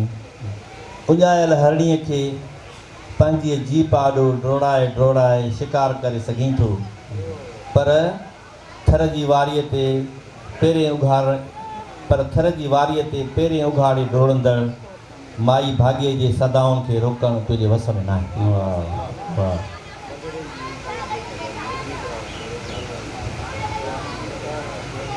तेज़ाब बाहि ऐं तलाक जे डप खां छिरकंदड़ हीशल औरतुनि जे जज़्बनि खे चीभाटे उन्हनि जा लुड़क रोके सघीं थो, पर धरतीअ जे अन्याय ते उदास थींदड़ ककरनि खे रोअण खां रोकणु तुंहिंजे वस में न आहे। हा तूं घणो बा अख़्तियार आहीं। तूं फुलवाड़ियूं लताड़े वण वीरान करे आखेरा उजाड़े सघीं थो, पर आज़ाद पखियुनि जी ॿोलियुनि ते पाबंदी मरणु तुंहिंजे वस में न आहे। हा तूं घणो बा अख़्तियार आहीं। तूं हवेलीअ ॼाण निहारींदड़ अखियूं कढाए सघीं थो, पर हवेलीअ मथां चंड खे उभरण खां रोकणु तुंहिंजे वस में न आहे। हा तूं घणो बा अख़्तियार आहीं। असीं ॼाणूं था त तूं घणो बा अख़्तियार आहीं। ऐं आउं पंहिंजे सेशन जी पुॼाणी शेख अयाज़ साहिब जे सवाल कंदो था। ज़रा पीदारो साहिब असांजे महिमाननि खां सवाल कनि।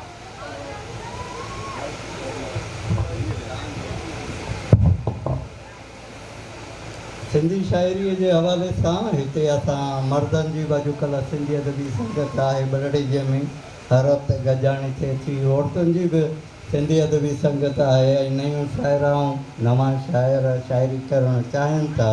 त पहिरियों त अदब सुमरे साहिब खां सवाल आहे त नवां शाइर या नयूं शाइराऊं जॾहिं शाइरी कनि थियूं या कनि था त उनखे थोरो सम्झाइणु घुरिजे, उनखे गाइड कजे त छा पहिरियों घणो मुतालियो कनि, छा पहिरियों उनखे घणी सिंधी अचणु खपे। ख़ासि करे सूरत कतीअ जो मिसाल कंहिं सां मसइलो आहे ऐं उहा चए त मां शाइर आहियां ऐं उनखे मुशाइरो लिखणु न अचे, त इहा थोरी गाइड कजे त उहे असांजा अदब जा नुमाइंदा थींदा, कोठाया वेंदा, सम्झा वेंदा या न। ऐं ॿी ॻाल्हि इहा आहे त तव्हां अमर इक़बाल बि इहो कमु करे सघे थो त असां पहिरियों बि मूं सुवालु पुछो कराचीअ जी हिकु कॉन्फ्रेंस में त हर 25 सालनि खां पोइ माना टोटलिटीअ में सिंधी शाइरीअ जो हिकिड़ो अभ्यास थियणु खपे। नवां शाइर गुज़िरियल पोयनि 20 सालनि में तव्हां कहिड़ा ॾिठा ऐं उनजो हिकिड़ो फाइनली हिकिड़ो अभ्यास अचणु खपे त हिन दौर जा ही नुमाइंदा शाइर आहिनि गुज़िरियल 25 सालनि जा। इन रोशनीअ में केरु कमु करे सघे थो या थियणु खपे न थियणु खपे। जीअं उहो असांजो शेख अयाज़ हिकिड़ो नोट लिखियो ॾिया ॾिया लाटा था उहे शाइर ॼण त अॼु ताईं उहे नुमाइंदा शाइर था सम्झिया वञनि था। अयाज़ उन्हनि खे सनद ॾेई छॾी। इहो सुवालु अमर इक़बाल सां बि आहे, अदब सुमरे सां बि आहे, शाह मोहम्मद खां बि आहे त इहे हर 25 सालनि जो इहो अभ्यास थियणु खपे या न?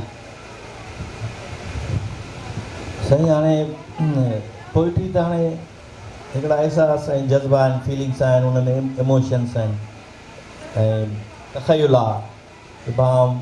तख़य्युल इहे शयूं त एहसास ऐं जज़्बा हर इंसान वटि अची सघनि था, उहो ईअं बयानु त करे सघे थो, पर हाणे लिखणु वरी अलॻि शइ आहे। ईअं शाइरी जेकॾहिं मिसाल कई माण्हू अहिड़ा बि हूंदा आहिनि पढ़ियल न हूंदा आहिनि, उनखे लिखणु पढ़णु न ईंदो आहे, पर शाइरी करे वेंदा आहिनि, उहो ॿुधाए वेंदा आहिनि ऐं वोकल हलंदी आहे।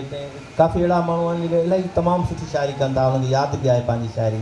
पर लैंग्वेज स्किल वरी उहो ज़रूरी आहे, कम्युनिकेशन जो हिकिड़ो अहम सोर्स आहे अॼु जे दौर में, त इन करे उहा त लैंग्वेज स्किल हुजणु ज़रूरी आहे। मिसाल का औरत आहे जेकॾहिं हुनखे फैसिलिटी कान्हे का, त का हिकिड़ी औरत उन्हनि खे पढ़ाए सघे थी, छो त पढ़णु ज़रूरी आहे। जेकॾहिं ॿोली अचे थी त पोइ तॾहिं माण्हू शेख़ियात खे सम्झी सघंदो, पढ़ंदो। लिखणु पढ़णु ज़रूरी आहे, पहिरियों पहिरियों ॻाल्हाइणु थिए थो, पर उन खां पोइ लिखणु पढ़णु ज़रूरी आहे। त उहो लैंग्वेज स्किल सिखण जी शइ आहे। बाक़ी ॾात आहे उहो इंसान में हर कंहिंमें थी सघे थो, उहा ज़बरदस्ती नथो करे सघे। त माण्हू जेके लिखणु पढ़णु सभिनी खे त सभई शाइर हुजनि, ईअं न हूंदो आहे। शाइर आहिनि, बाक़ी लिखणु पढ़ण जो स्किल वरी उहो माण्हू सिखी सघे थो। बाक़ी जेकी स्टडी आहे उहा थियणु खपे। जेके असांजा नक़ाद आहिनि, असां बदकिस्मतीअ सां इहो थियो त नक़ादनि खे डिस्करेज कयो। नक़ाद जो कमु जेको हुयो उहो तमामु अहम कमु आहे, छाकाणि त उहो पंहिंजे दौर जे तकलीफ़ुनि जो अभ्यास करे, उनखे छंड छाण करे, उन खे ख़ामियूं खुबियूं पधरियूं करे थो पियो, उनजो अहम कमु आहे। पर छाकाणि त असांजो समाज उहो सिर्फ़ु तारीफ़ ॿुधण ते हली वियो आहे। तव्हां बसि तारीफ़ूं कयो माण्हुनि जूं, बसि पंहिंजे लाइ हिकिड़ी सिट ॿुधण लाइ को तयारु न आहे। जेकॾहिं कंहिंजी का निशानदेही कजे थी, का तकलीफ़ी खामी कढिजे थी पई, त उहो ॼण दुश्मनी में काउंट थो थिए, छो त असां वटि इहो रुझान तनक़ीद जो घटि रहियो। ऐं हाणे हिते असांजो हिकिड़ो नौजवान तमामु सुठो नक़ाद असांजे साम्हूं शेर बहिराणी वेठो आहे, हू तमामु सुठी तनक़ीद करे थो। जेकॾहिं हू चाहे त अॼु जे दौर जी जेके जदीद शाइर आहिनि, 40-50 शाइर जदीद सिलेक्ट करे, उन्हनि ते हिकिड़ी मुकमल स्टडी करे उन जो हिकिड़ो किताबु छपाए सघे थो। ऐं हुन वटि हिकिड़ो तनक़ीदी शऊर बि आहे, ऐं उहो ईमानदारी सां छंड छाण करे सघे थो। असां वटि जेके बि तव्हां ॾिसो त उन्हनि जेके पेपर शाइरीअ ते लिखिया विया आहिनि, उहे हिकु तरफ़ा आहिनि, उहे शामुनि में पढ़ियल पेपर आहिनि, या उहे लाज़मी आहे उन में हिकु तरफ़ो आहे, पर उन में ख़ामियुनि जी गुंजाइश आहे, पर उहा निशानदेही न कई वई।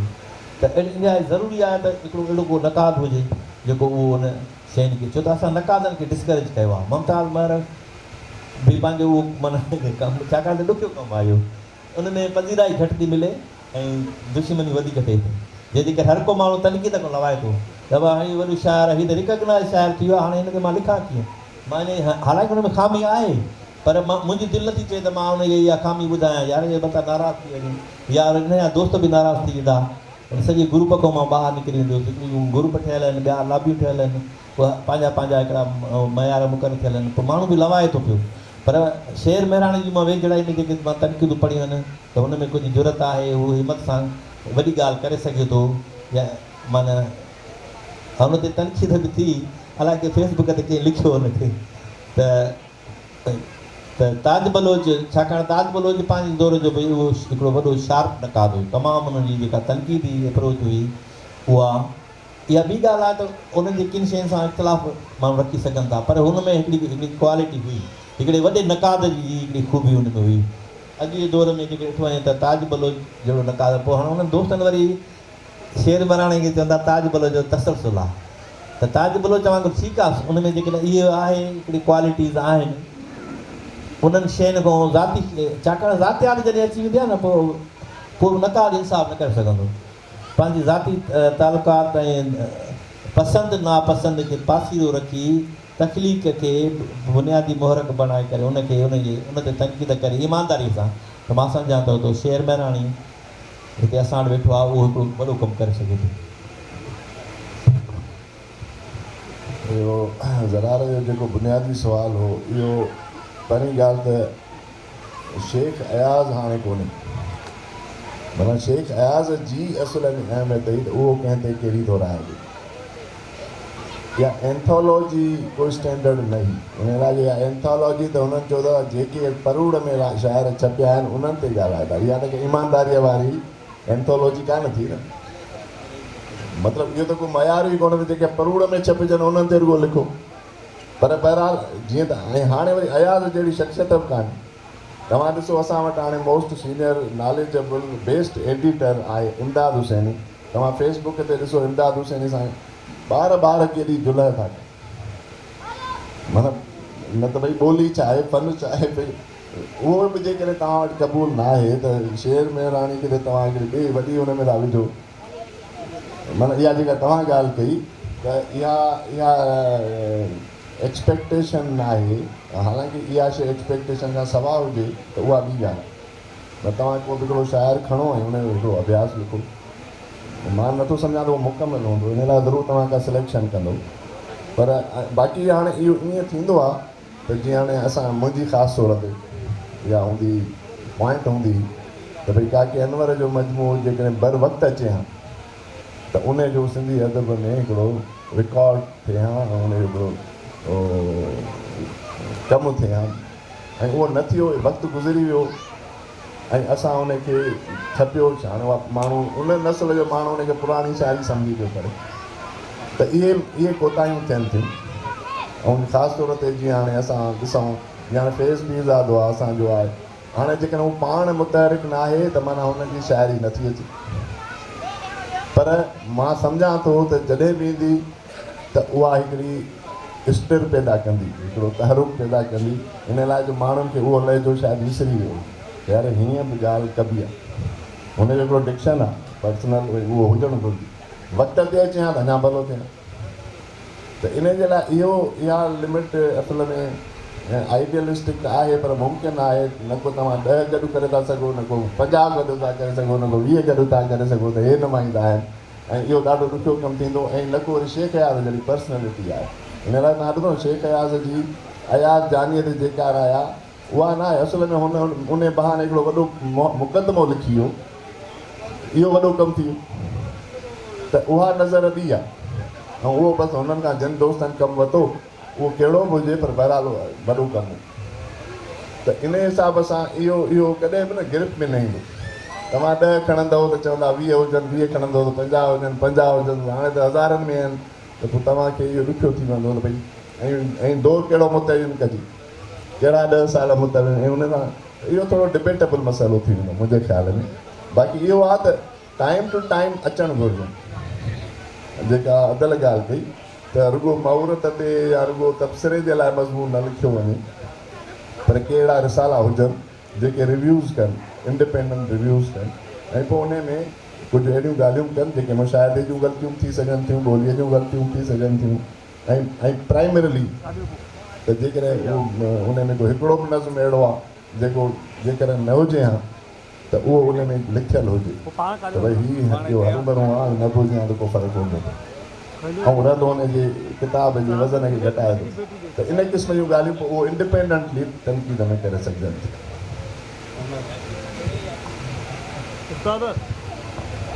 हाणे ज़रार पीरज़ादे साहिब जे 2 सुवाल कया। हाणे पहिरियों जेको ॿियो सुवालु आहे उन ते बहस पियो हले त जेका शाइरनि जी जेके मुख़्तलिफ़ शयूं आहिनि उन्हनि जे कम जी कथ छो कोन थी सघी आहे। हाणे असां वटि मसइलो इहो आहे त जेको नक़ाद आहे असांजो उहो बि कंहिं बि हवाले सां अणधुरियो त थी सघे ई कोन थो, त मुमकिन ई कोन्हे, नेचुरल शइ आहे। सभई दोस्त वेठा आहिनि। कंहिं ज़माने में इमदाद हुसैनी साहिबु लिखंदो हुयो जदीद सिंधी शाइरी शेख अयाज़ खां वठी अनवर पीरज़ादे ताईं। ताज जोयो साहिबु लिखंदो हुयो जदीद सिंधी शाइरी शेख अयाज़ खां वठी अयाज़ गुल ताईं। वरी होॾां एजाज़ मकी साहिबु लिखंदो जदीद सिंधी शाइरी शेख अयाज़ खां वठी हसन दरस ताईं। नसीर मिर्ज़ा लिखंदो शेख अयाज़ खां वठी अहमद सोलंकीअ ताईं। त हर कोई पंहिंजा पंहिंजा हिकिड़ा फ्रेम्स जेको आहे उहो इज़ारी दौरंदो हुयो। शुक्र इहो आहे त जेका बेसिक पॉइंट हुई, जेको पिलर हुयो उहो शेख अयाज़ ई हुयो, उहो कांस्टेंट हुयो।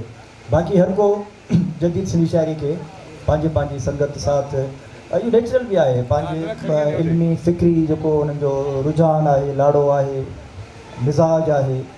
त मजमूई तौर ते इन ॻाल्हि ते असां इतफ़ाक़ कयूं था त जदीद सिंधी शाइरीअ जो जदीद दौर में जेको जदीद फ़िक्री सरचश्मो आहे उहो शेख अयाज़ आहे। उनखां पोइ उन फ़िक्री सरचश्मे मां मुख़्तलिफ़ धाराऊं निकितियूं आहिनि ऐं उन में हर शाइरी जी पंहिंजी हैसियत आहे। इमदाद अनवर फिज़ादे जी पंहिंजी हैसियत आहे, अयाज़ गुल जी पंहिंजी हैसियत आहे, हसन दर्स जी या ॿिया कंहिं जेके सिंधी नज़मनि जा ईअं उनवान ई न लिखिया वेंदा हुआ। ज़िंदगीअ जो ऑपरेशन थिएटर या हाणे इहो असां वटि या त फ़लस्तीन मां पिया अचनि या हिंदुस्तान में पिया अचनि, हिते अञा इन क़िस्म जा तजुर्बा इहा जेका जदीदियत आहे, इहा इन जी शुरूआति मां सम्झां थो उन में अनवर जो वॾो रोल आहे। जेकॾहिं उहो अकेलो न आहे बि त उन में उनजो वॾो हिकिड़ो लीडिंग रोल आहे। ऐं उन खां पोइ ॿी सॼी खेप जंहिं 80 वारी खेप था चवनि, पोइ उन में असां बि सभु अची वियासीं, फैज़ुल्ला बि अची वियो, हसन मुश्तबा, हसन दर्स जा इहे सभु अची विया। त इन जे पोयां इहा तहरीक हुई जेका असांखे नई पई लॻे। ऐं उन में पोइ असांजे मां पंहिंजी जेके डेवलपमेंट जी ॻाल्हि कयां त मूंखे अनवर हिकिड़ो बेकन या जी टॉर्च लॻो त भई ईअं ई तबा आज़माई करणी आहे, पंहिंजूं सलाहियतुनि खे इन जॻह ते आणो। त इहो मुंहिंजे ख़्याल में उन दौर जो इहो मसइलो हो। ऐं हाणे बि आहे, पर हाणे जीअं इन क़िस्म जा मसइला शार्प न आहिनि।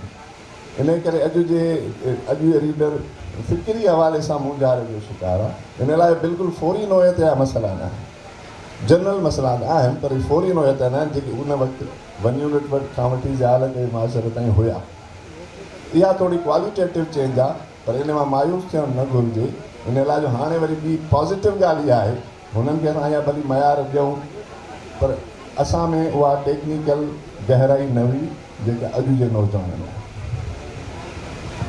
साईं अदर अवां जदीद शाइरीअ खे तमामु घणो वेझो खां ॾिठो आहे, उन ते अवां तहक़ीक़त कई आहे, उन ते तव्हां उनजी सहेड़ बि कई आहे। जदीद सिंधी शाइरीअ में बरड़ेजीअ जे शाइरनि जो कहिड़ो किरदारु आहे, उन ते अवां असल में पहिरियों जीअं छाकाणि त जेको मौज़ू हुयो उहो हुयो जदीद शाइरी, थोरो हिन ते बि ॻाल्हाइणु खपंदो हुयो। सवाल हाणे जीअं वरी पोइ तनक़ीद ते अची विया, ऐं वरी जेके फ़िक्री हवाले सां जेके तनक़ीद हवाले सां तज़ाद जेके हुया असांजी सोसाइटी में, किन माण्हुनि खे प्रोमोट कयो, किन खे न। त हाणे त वरी पोस्ट मॉडर्निज़म जी ॻाल्हियूं थी रहियूं आहिनि। ऐं इहे जेके फ़िक्री तहरीकूं या अदब में आयूं, लाज़मी ओलह में पहिरियों उहे अचनि थियूं, एडवांस जेकी सोसाइटी आहे, ऐं पोइ वरी असां वटि असां उनखे फॉलो था कयूं।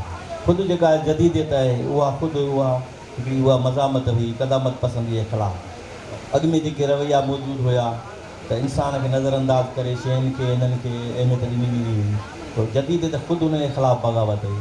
त हुननि इंसान खे मौजूदु बणायो, हुनजो फोकस इंसान खे कयो, इंसानी कैफ़ियतूं, एहसास, जज़्बा, उन्हनि खे अहमियत ॾिनी। ऐं अॼु वरी जॾहिं पोस्ट मॉडर्निज़म जी ॻाल्हियूं थी रहियूं आहिनि, जंहिंमें असांजा इहे नज़रिया आदर्श इहे असांखे टुटंदे फुटंदे नज़र था अचनि। ऐं इहा जेका माना माहौल आहे, जेको जो फिनामिना ठही आहे, इहा केतिरो असरअंदाज़ थी सघे थी, इहा अॻिते हली ख़बर पवंदी। पर बहरहाल इहे हिकिड़ी शयूं ऐं तजुर्बे तौर ते असां वटि अचनि थी पयूं मौजूदु। ऐं असां वटि जीअं जदीद शाइरी जो जीअं तनक़ीद कई वेंदी आहे, कॉन्सेप्ट जेको किशन चंद बेवस खां वठी या पोइ असांजा जदीद शाइरनि जी वॾी फ़हिरिस्त आहे, पर उन में सभिनि खां वॾी हासिलात जेका उहा आहे शेख हयात जी, जेको मॉडर्न शाइरी जेका जंहिंखे चइजे, जेका न सिर्फ़ु उन्हनि फॉर्मेट जे एतबार खां तजुर्बा कया, फ़िक्री एतबार खां तजुर्बा, छा त जदीदियत में फॉर्मेट अचे थो पियो, माना नसी नज़म, आज़ा नज़म में जेके तजुर्बा थिया, उनजी जेका मुखालफ़त थी, उन्हनि खे कीअं हुननि फेस कयो, इन्हनि सभिनी शयुनि खे असांखे ॾिसणो पए थो। त इन हिसाब सां शेख हयाज़ ऐं उनखां पोइ काफ़ी वॾी लिस्ट आहे, जंहिंमें इमदाद शनीद अचे थो, अनवर फिज़ादो ऐं जेकी नई टे जेकी लिस्ट आहे। त हुननि ख़्याल जेके आहिनि पंहिंजे जदीद दौर जा ख़्याल, नयूं तशबीहूं, इस्तारा, अॼु जे दौर जा घाड़ेटा लफ़्ज़, मिसाल जा शेख हयाज़ त ॾाढा सीउ पिया, पोइ बि घिटीअ जी कुंड में कोसी सैनी मां, या बाबू बंदर उड़ ते सांझीअ वेर हशाम, इंगे थी अंग्रेज़ जी अञा ताईं क़ाम, रिम जिम शाम, माण्हू पाछा मोत जा। रुगो मोहबत न आहे गबरू, दुनिया में कादियानी आहिनि, ऐं कई ॾेवाला आहिनि, बाज़ारुनि में ताला आहिनि, हुंडियूं आहिनि, साड़ वेर जूं बुंडियूं आहिनि, कई सूद उगाइण वारा लाला आहिनि, अख़बारुनि में केॾा मिर्च मसाला आहिनि। त इहो ॾिसो त इन में जेको फ़िक्र ॾिनल आहे उहो मॉडर्न आहे, ऐं मॉडर्न फॉर्मेट बि मॉडर्न इस्तेमालु थियल आहे ऐं लफ़्ज़ ऐं अॼु जे दौर जी या मिसाल इम्तियाज़ हुसैन जो हुयो त ॾींहुं थियो रे यार भोंके थो पियो रेडियो ॾाड़े थी अख़बार त माना जदीद दौर जा जेके फ़िक्र ऐं ख़्याल लाज़मी अहसास त जज़्बा उहे आहिनि त हाणे इन साॻे तसलसल में असांजे जदीद शाइरनि न सिर्फ़ु जदीद फॉर्मेट इस्तेमालु कया पर जदीद फ़िकुर बि ॾिनो पंहिंजी ॻाल्हि ज़रूरु पाण कई पर हुनजो जेको अंदाज़ हुयो न उहो जदीद हो अॼु जे दौर जो हुयो ऐं उन त साॻे तसलसल में तव्हां पिज़ादो पोइ बलड़ी जा जेके शाइर आहिनि तव्हां हेॾी वॾी जेका तव्हांजो जेके ज़रार तव्हां जेके फेज़ आहे या जे तव्हां सुवालु मूंखे बलड़ी जे शाइरनि जो कयो अमर जो इहा नुमाइंदगी थिए थी सॼी सिंध जी नौजवाननि जी असल में सॼी सिंध जा नौजवान जॾहिं असां जदीद शाइरी ते ॻाल्हायूं था पिया त उन में बलड़ी जी ऑटोमेटिकली अची थियूं आहिनि छाकाणि त इहो फ़िक्री ॿिज जेको हुयो इहो अनवर पिज़ाद जो हिते पोखियल आहे हुन हिते लतीफ़ जा क्लासिस हलाया ऐं लतीफ़ खे अॼु जे दौर जे हालतुनि मुताबिक़ उनखे परखियो ऐं इहो साबित कयो त लतीफ़ अॼु जे दौर जो बि शाइर आहे ईअं न आहे त माना सदियूं अॻु जो आहे त माना हाणे असां हुनखे नज़रअंदाज़ था करे सघूं उहो अॼु जे दौर जो शाइर आहे जीअं एस टी सोरले हुनखे जीअं सम्झो त हू हुनजी जेको फ़िक्री जोहर आहे या हुनखे चइबो आहे तासुर जी अबदियत उहा ख़तमु न थी लतीफ़ जे जेका तासुर जी अबदियत आहे अॼु जॾहिं असां पढ़ूं था त लॻे थो अॼु त सोरले बि ईअं ई सम्झो त माना लतीफ़ जा जेके बेत आहिनि उहे असांजे ख़िलाफ़ु मज़ामत आहे त इहा शइ जेका अनवर पिज़ाद सम्झाई त उहा कहिड़ी शइ आहे जेका हिकिड़े तकलीफ़कार खे हर दौर में जदीद रखे थी माना वक़्तु गुज़री थो वञे पर उहो अॼु बि जदीद आहे त अमर वटि जेको घारेटो मिले थो या उनजो फ़िक्री सोच या जेको ज़ैद जी जेका शाइरी आहे उहा सफ़ा वारी माना नसी नज़्म ख़ासि तौर उनजा अहिड़ा सफ़ा मॉडर्न दौर जी अकासी कनि था उन में जेके लफ़्ज़ इस्तेमालु थियल आहिनि उहे बि मॉडर्न दौर जा आहिनि तरक़ीब बि मॉडर्न दौर जूं आहिनि फ़िक्र बि मॉडर्न दौर जो शहरी मशीनी दौर बस जो धुआं टियल ज़िंदगी ऐं जीअं अहिड़े क़िस्म जो माहौल उन माहौल में लाज़मी असांजी जेको सॼो छा त एग्रीडेंट सोसाइटी आहे त घणी शाइरी असांजी वरी ज़रात सां वाबस्तु आहे पर जेके जॾहिं उहे साॻिया ई बलड़ी जा इहे हाणे त बलड़ी जी कोन था रहनि ज़ैद बि कोन थो रहे ऐं को अमर थो रहे अमर वरी उनखे कराची वारी मशीनी ज़िंदगी जेका मिली मिसाल तव्हांजी शाइरी में बि इहे रंग मौजूदु आहिनि तव्हां बि कंहिं न कंहिं हवाले सां इन सां जुड़ियल आहियो हिन सिलसिले सां त जॾहिं इहे दोस्त वरी शहर में विया त उन्हनि शहर जी तरक़ी बि इस्तेमालु कयूं हुननि जॾहिं मोटंदा बस में पोइ बस बि जेका बस जो धुओं माण्हुनि जा हशाम ऐं इहे गोड़ ऐं इन क़िस्म जी जेकी मशीनी ज़िंदगी उहो अॼु इम्तियाज़ हुसैन जी शाइरी में आहे त उहो साॻे तसलसल में वरी असांखे अमर ऐं ज़ैद जी शाइरी मिले थी पई ज़रार जी शाइरी बि आहे पर ज़रार खे अख़बार खाई वई माना हुनजी तकलीफ़ सलाहियतूं ठीकु आहे हुननि पंहिंजो हुते रोल अदा कयो आहे अख़बार जेका आहे क्रिएटिविटी खे घणनि क्रिएटिव जेके राइटर हुनखे माना खाए थी उनजो हिकिड़ो ॿियो महाज़ ते हू ज़रूरु हुन कंट्रीब्यूशन उहो ॻणिजी अथो पर जेका हुनजी शाइरी आहे या जेको ॿियो जेको तकलीफ़ी जेको मिसाल कमु आहे उहो मुतासिर ज़रूरु थिए थो अख़बार में इहो आहे त मजबूरी आहे रोज़ु कालम लिखिणो आहे रोज़ु जेका आहे माना इहे कंहिं न कंहिं हवाले सां जेके शयूं रोज़गार बि हुन सां जुड़ियल आहे त उहे वरी उन्हनि जी काफ़ी तकलीफ़ी शयुनि खे उहो खाई थी वञे त इन हवाले सां अनवर पिज़ाद जो जेका जदीदियत जे हवाले सां जेका मशल रोशन कई उहा बलड़ जी खां थी सॼी सिंध ते असरअंदाज़ थी आहे ईअं न आहे बलड़ जी त ठीकु आहे हुनजो हिकिड़ो मर्कज़ हुयो हुतां पर उहा जेका फ़िक्री रोशनी आहे छो त अनवर सॼी सिंध सां वाॻापियल हो सिंधियत बि संगत सां वाॻियल हो माना सॼी सिंध सां वाॻियल आहे सिंधियत बि संगत ई उहो मोर्चो हुयो जंहिं जदीद शाइरी खे प्रमोट कयो छो त उन दौर में इहे बज़मूं हुयूं ॿियूं असांजी इहा वाहिद अदबी संगत हुई जंहिं जदीद माना फ़िक्र जी ऐं जदीद हैतुनि जी फॉर्मेट जी जेका आहे दरियूं खोलियूं न त इन क़दामत पसंदि जेके बि ग्रुप हुया उहो ऑटोमेटिकली हिकिड़ो ग्रुप ठही वियो पोइ हुन में तव्हां उहो बज़मूं हुयूं मिसाल टिखड़ जा शाइर आहिनि हाणे इम्तियाज़ हुसैन वटि जेका फ़िक्री रोशनी असांखे नुदरत नज़र अचे थी उहा इन जे करे थी अचे उहो बि साॻे उन सां ई वाॻियल हुयो पर जॾहिं उहो मोहम्मद इब्राहिम जोए सां ग़ुलाम गिरामी सां या अदबी संगत में जॾहिं अचे थो त उन वटि इहा नई फ़िक्री रोशनी अचे न त इम्तियाज़ हुसैन जी शाइरी बि शबीर हातिफ़ वांगुरु हुजी आहे एहसन हाशमी वांगुरु अलीमन मजबी वांगुरु ऐं इन अब्दुल हलीम जोश इहो सॼो हिकिड़ो ग्रुप हुयो जिन नए फॉर्मेट जी मुखालत बि कई नए फ़िक्र जी मुखालत कई जंहिंजे करे तव्हां ॾिसो त अॼु उन्हनि जो हवालो किथे कोन थो अचे रेफरेंसिस में जदीद शाइरी में उन्हनि जा रेफरेंसिस कोन था अचनि, इन्हनि शाइरनि जा अचनि था जिन नई रोशनीअ खे क़बूलु कयो ऐं नई हयतुनि खे क़बूलु कयो, नए नसी नज़्म खे क़बूलु कयो, आज़ा नज़्म खे क़बूलु कयो ऐं खेड़ू खे क़बूलु कयो। जॾहिं त इहे जेके क़दामत पसंदूरी हुयूं इन नई रोशनी जी मुखालफ़त कई, नई फॉर्मेट्स जी हयतुनि जी मुखालफ़त कई ऐं नए फ़िक्र जी मुखालफ़त कई। उहो साॻियो रवायती फ़िक्र न, साॻियूं तरकीबूं, साॻिया काफ़िया, साॻिया रतीफ़ ऐं तरह ॾेई करे पोइ हिकु जहिड़ा 100 गज़ल लिखिया वेंदा हुआ। उहे जेके दीवान, अॼु उन्हनि दीवाननि मां हिकिड़ो शेर कंहिंखे यादि कोन्हे को, तो लिखियो दीवान आहे एतिरो वीरान छो आहे।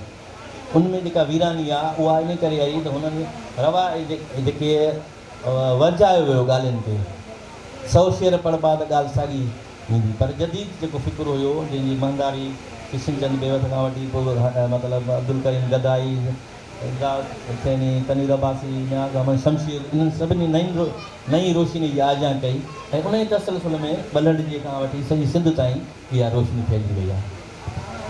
अहमद जीअं साईं चयो त नई रोशनी ऐं जदीद शाइरी जी आजियां कई वई, त नयुनि जिन सिंफ़ुनि जी आजियां कई वई सिंधी शाइरीअ में, उन्हनि में नसरी नज़्म उहा वाहिद सिंफ़ रही जेका घणी बहस जी ऐं तनक़ीद जे दद में रही। पर उन जे बावजूदि बि नसरी नज़्म सिंध में पंहिंजा पेर खोड़े बीठो ऐं हिन वक़्तु बि सिंध में नसरी नज़्म लिखियो वञे थो। अमी छा था सम्झो त सिंध में नसरी नज़्म जो जेको मौजूदगी आहे उनखे अवां कीअं था ॾिसो ऐं अमी छा था सम्झो नसरी नज़्म खे त उहा शाइरीअ जी सिंफ़ लिरिकल सिंफ़ुनि जे भेट में कारमंद आहे या न? नसरी नज़्म जॾहिं शुरू में पाण वटि आयो हुयो त उनजी तमामु घणी मुखालफ़त थी ऐं एतिरे ताईं जो शेख अयाज़ जॾहिं नए फ़िक्र जे अॻवान शाइर बि कंहिं जाइ ते इहो लिखियो हुयो त नसरी नज़्म लिखण जो हक़ु सिर्फ़ु उन शाइर खे आहे जेको बाबुल शाइरी बि करे सघे, लिमिटेशन रखी अयाज़ पे। उनखां पोइ असां वटि मसइलो इहो आहे त असांखे इहा ख़बर ई कोन्हे त नसरी नज़्म छा आहे, आज़ादु नज़्म छा आहे। असां बसि ईअं सम्झंदा आहियूं त हिकु सिट, हिकिड़ो पद, ॿ पद, 3 पद, सिटूं टोड़े मरोड़े नसरी नज़्म लिखिजी वियो। शमशीर अल हैदरी साहिबु हिन ते मुफ़सल लिखियो आहे, मकालो लिखियो आहे ऐं मूंखे यादि आहे त चंदर केसवाणी साहिबु जो आहे रिम्पा प्लाज़ा में शमशीर अल हैदरी साहिबु हिन ते हिकिड़ो लेक्चर बि ॾिनो हुयो। हुन में न सम्झायो नौजवाननि खे त आज़ादु नज़्म, असांखे इहा ख़बर न हूंदी आहे नौजवाननि खे त आज़ादु नज़्म ऐं नसरी नज़्म में फ़र्क़ु कहिड़ो आहे। तव्हां किताब चेक कयो, केतिरा ई किताब अचनि था, मथां लिखियलु हूंदो आज़ादु नज़्म, हेठि हूंदो नसरी नज़्म, मथां लिखियलु हूंदो त नसरी नज़्म, हेठि हूंदो आज़ादु नज़्म। त उहा बेसिक जेका आहे डिफरेंस जेको आहे आज़ादु नज़्म ऐं नसरी नज़्म में, ब्लैंक वर्स में, फ्री वर्स में, उहो उनखे ख़बर न आहे। त मां सम्झां थो त नसरी नज़्म पंहिंजे हयत में, पंहिंजे जोड़जक में, पंहिंजे बीहक में हिकु मुकमल शाइरी आहे जेकॾहिं उहो वाक़ई नसरी नज़्म आहे त, ऐं जेकॾहिं कंहिंखे लिखणु अचे थो त। बाक़ी त ईअं कंहिं पैराग्राफ खे टोड़े तव्हां हुनखे नसरी नज़्म ठाहे छॾियो त पोइ ईअं असां वटि अलमियो इहो बि आहे त अॼु असां वटि क्वालिटी न रही आहे। शाइर वधी विया आहिनि, किताब वधी विया आहिनि, हर रोज़ु तव्हांजी किताब, सभई किताब नज़र ईंदा, पर मसइलो इहो आहे त असां मां जेको बि 20, 30, 40, 50, 60 हज़ार अफोर्ड करे थो सघे उनजो किताब छपिजी थो वञे, पब्लिशर चेक बि नथो करे त छा आहे, USB ॾियो, एतिरा पैसा ॾियो, किताब वठो। इन करे शाइरी जे बयार खे बि धकु लॻो आहे ऐं इन करे ई बाक़ी नसरी नज़्म जा तव्हांखे इंतिहाई शानदार शाइर तव्हांखे हाणे बि नज़र अचनि था। बल्कि जेकॾहिं अॼु जे नौजवान शाइरनि जे नसरी नज़्मनि जी तव्हां भेट 2 ॾहाका या 3 ॾहाका पुठिते वञी तव्हां भेट करे ॾिसो त अॼु जो नसरी नज़्म जेको नौजवान लिखनि था उहो तमामु घणो मैच्योर आहे ऐं नसरी नज़्म जी जेका हयत आहे, जेका हुनजी फ़नी जोड़जक आहे, हुनजा जेका लवाज़मात आहिनि जेके असांजे नौजवाननि वटि उर्दूअ मां या अंग्रेज़ी मां सिधो सओं पहुता आहिनि ऐं उन्हनि खे उन्हनि परसीव कयो आहे, सम्झो आहे। असां वटि केतिरा ई नाला खणी सघनि था जेके तमामु शानदार नसरी नज़्म लिखी रहिया आहिनि ऐं उहो नसरी नज़्म अॼु जे नौजवान जो नसरी नज़्म गुज़िरियल ॾहाकनि जे शाइरनि खां इलाही मथे बीठो आहे।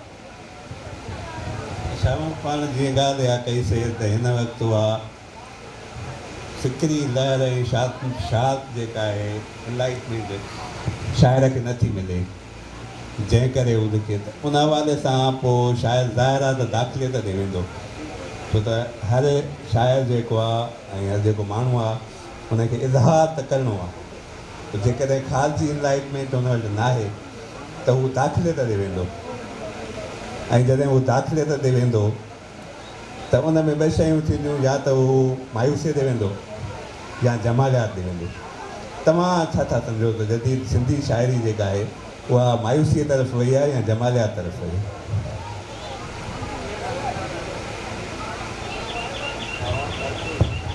हलो, मां जे अॻ में चयो त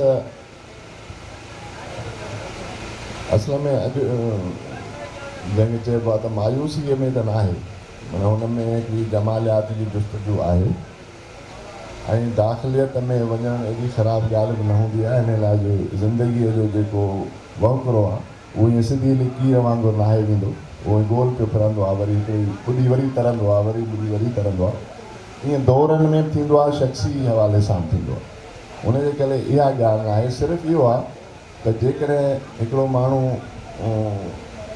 पसंदि थो करे या हुनखे शाइरी अट्रैक्ट थी करे त हुनजे जेके बुनियादी शयूं आहिनि उहे उन मां उहो ज़रूरु गुज़रे।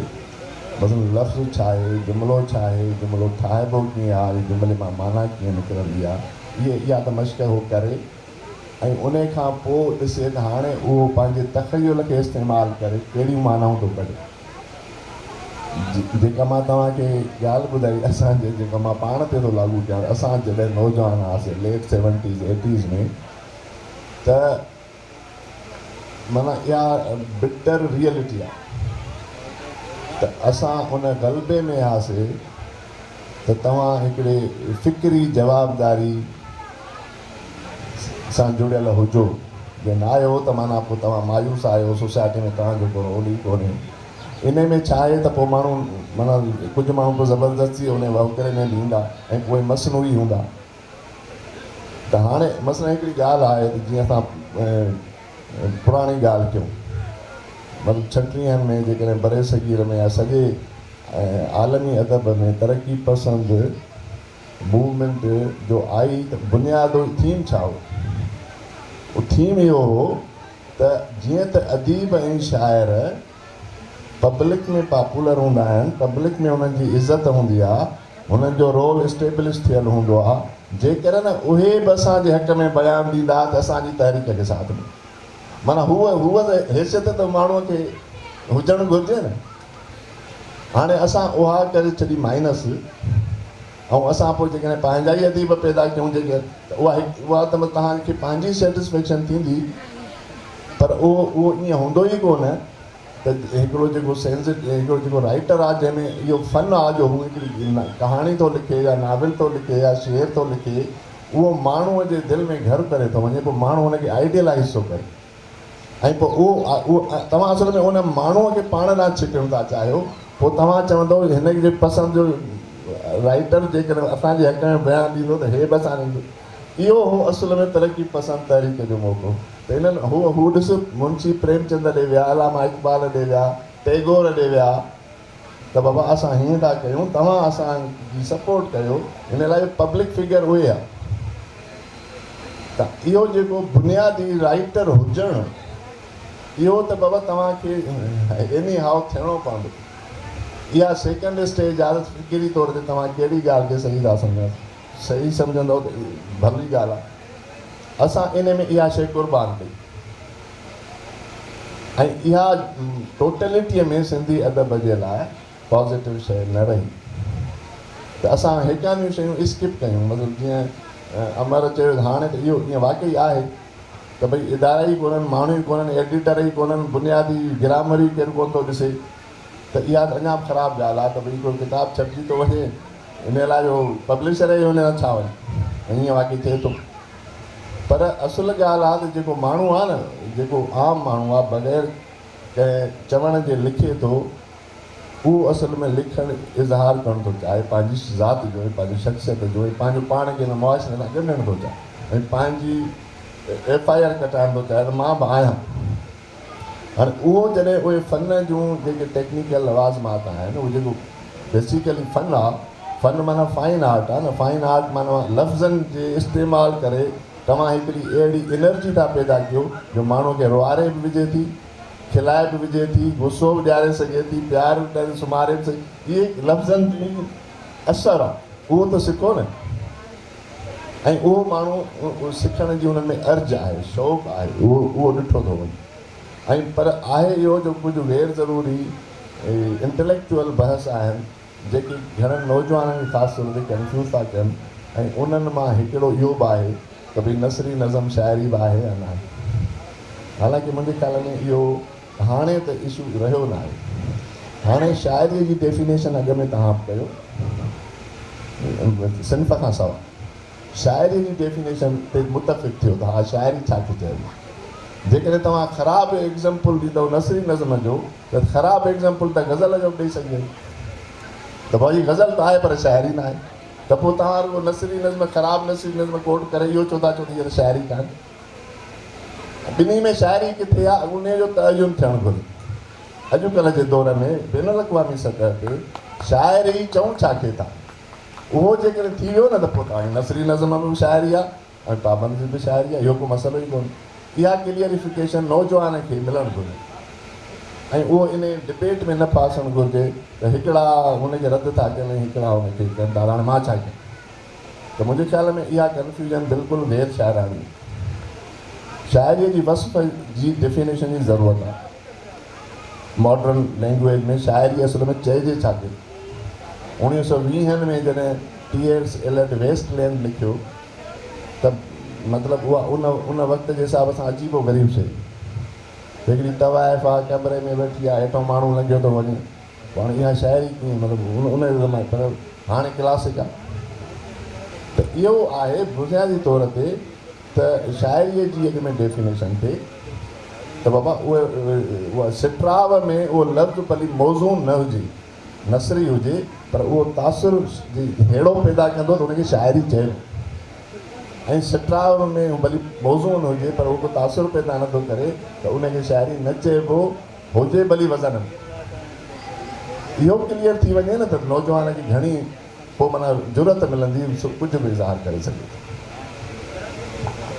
साईं अदल सिंधी शाइरीअ में गज़ल तमामु घणो लिखियो वञे थो। ऐं गज़ल तव्हां जॾहिं याद ऐं हुनजे टही आहे फ़ारसीअ जो चोलो लाथो ऐं उनखे सिंधीअ जो गेड़ू वेस पारायो त उनखां पोइ गज़ल असां वटि उन असर मां बिल्कुलु निकिरी आयो आहे। पर हिन वक़्तु जेको गज़ल लिखियो थो वञे, जेको अॼु जे दौर जो जदीद गज़ल आहे, उनखे हिकु गज़ल जे शाइर जी हैसियत में कीअं था ॾिसो? साईं हाणे ॻाल्हियूं गॾु सॾ हलनि थियूं पियूं ऐं फॉर्मेट जी जीअं हाणे शामनि ॻाल्हियूं कयूं नसरी नज़म जे हवाले सां त शाइरी छा आहे। पहिरीं ॻाल्हि त उहा हुजे त शाइरी हुजणु खपे। ऐं जीअं अॻु में ॻाल्हि कई त हिकिड़ो रवायत पसंदि दौरु हुयो गज़ल जो, क़दामत पसंदि दौरु चइजे। ऐं यूरोप में जेको हुयो इहो हुयो ठाहठू वारो ज़मानो, एलाबोरेशन। माना वॾो शाइर हुनखे चवंदा जो ॾुखिया लफ़्ज़ ॾे, वञा तमामु ग्रीक लैटिन वर्ड, जीअं मिल्टन जी शाइरी हुजे त उहा अॼु अंग्रेज़ बि कोन सम्झी सघंदा।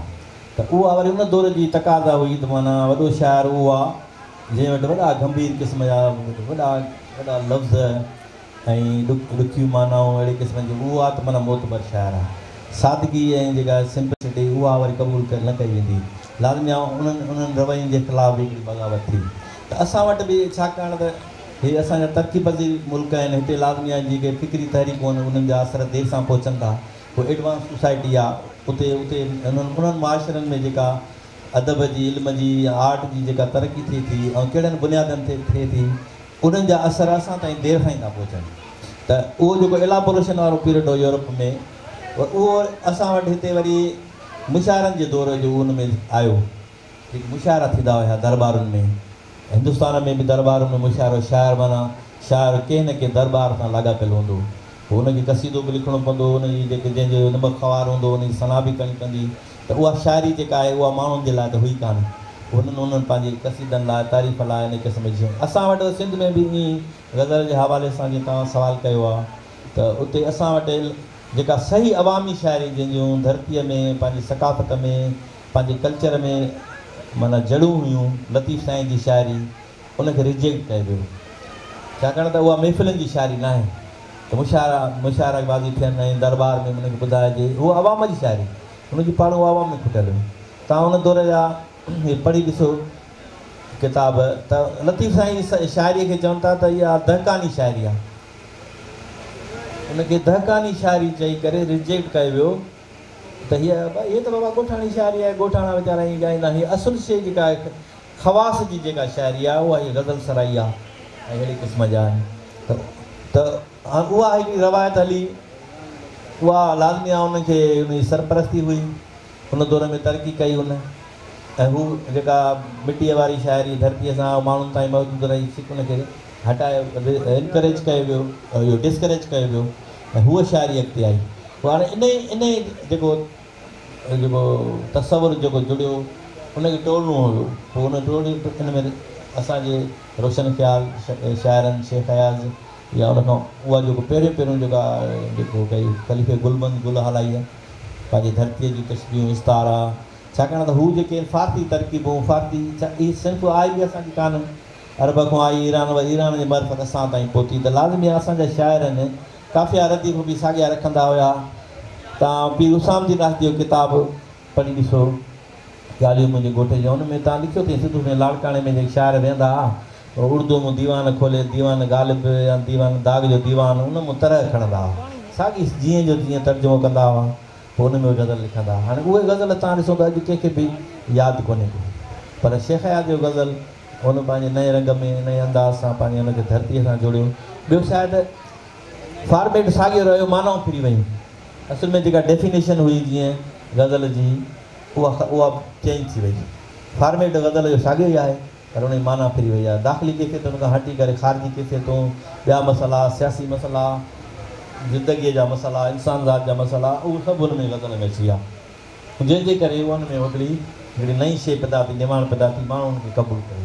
हू जेको रवायती गज़ल हुयो उनजो उहो ख़तमु थी वियो, उहो आहिनि सही दीवान भरिया पिया आहिनि पर उहो कंहिंखे बि यादि कोन्हे। पर शेख अयाज़ जॾहिं चए थो त पीरीअ जे पखे में वञी थो अयाज़, टिड़ी आहे टांगुर ॿ टे फूल खण, सितारनि भरे उभ हेठां न सुम्ह, सितारा ॾिसी यादि ईंदई सॼण, त टांगुर जी ॻाल्हि थो करे, हू सुंबुल ऐं सरो जी ॻाल्हि कंदा हुआ, ऐं पंहिंजी धरतीअ जी पली आस थर मां न आथू वरनि, भिटाई ॾिसी थो विझियूं थियूं वरनि, कॾहिं सिंध जी सींध मेरी न थिए, कॾहिं मोड़ तंहिंजा न मुरझाइजनि। हाणे सिंध जी ॻाल्हि बि थी वई, धरतीअ जी सियासत जी, सकाफ़त जी, कल्चर, इहे सभु मौज़ूअ गज़ल में अची विया, त लाज़मी आहे उहा हिकिड़ी उहो जदीद रंग में गज़ल थी वियो।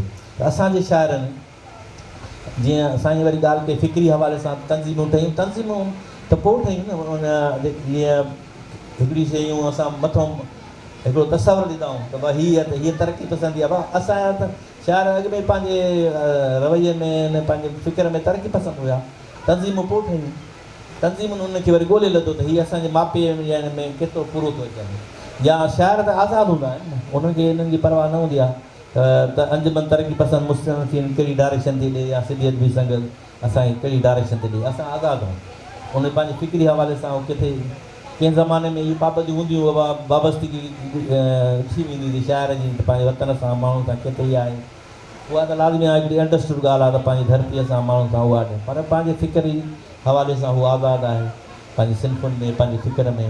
इन करे इहे तंज़ीमूं कंहिं हद ताईं उनखे उत्साह ज़रूरु ॾियनि थियूं, पर उनजी कॾहिं कॾहिं वरी जीअं शाहबन साहिबु चयो त माना उहो हुननि जी डायरेक्शन में हू सिर्फ़ु उन्हनि जे उनजी हिकिड़ी प्रचारक पोर्ट्रेट थी वञे, माना हिकिड़ी, छाकाणि त उन्हनि खे उन्हनि जी तंज़ीम खे इहा ज़रूरत हुई त हिकिड़ो अहिड़ो शाइर खपे जेको असांजे फ़िक्र जो प्रचार करे, त उहा शाइरी मां सम्झां थो उहो घणो वक़्तु हली कोन थी सघे। ॻाल्हि जदीद शाइरीअ जी थी हले ऐं मूंसां टे ख़ूबसूरत जदीद शाइर वेठा आहिनि ऐं हुनजो कलाम मां न ॿुधां त इहा जदीद शाइरीअ सां नाइंसाफ़ी थींदी, उन करे आउं गुज़ारिश कंदुसि अमर इक़बाल खे त उहो पंहिंजी शाइरीअ सां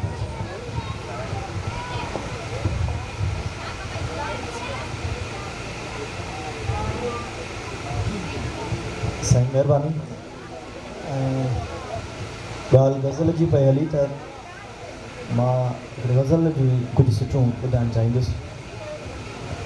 अक्सर मूंखे उहो ई गज़ल यादि हूंदो आहे जॾहिं बि ओचितो फरमाइश थींदी आहे शाम थींदे ई अची थी ख़्याल में, मां तो पहुचां कंहिं नए ई हाल में।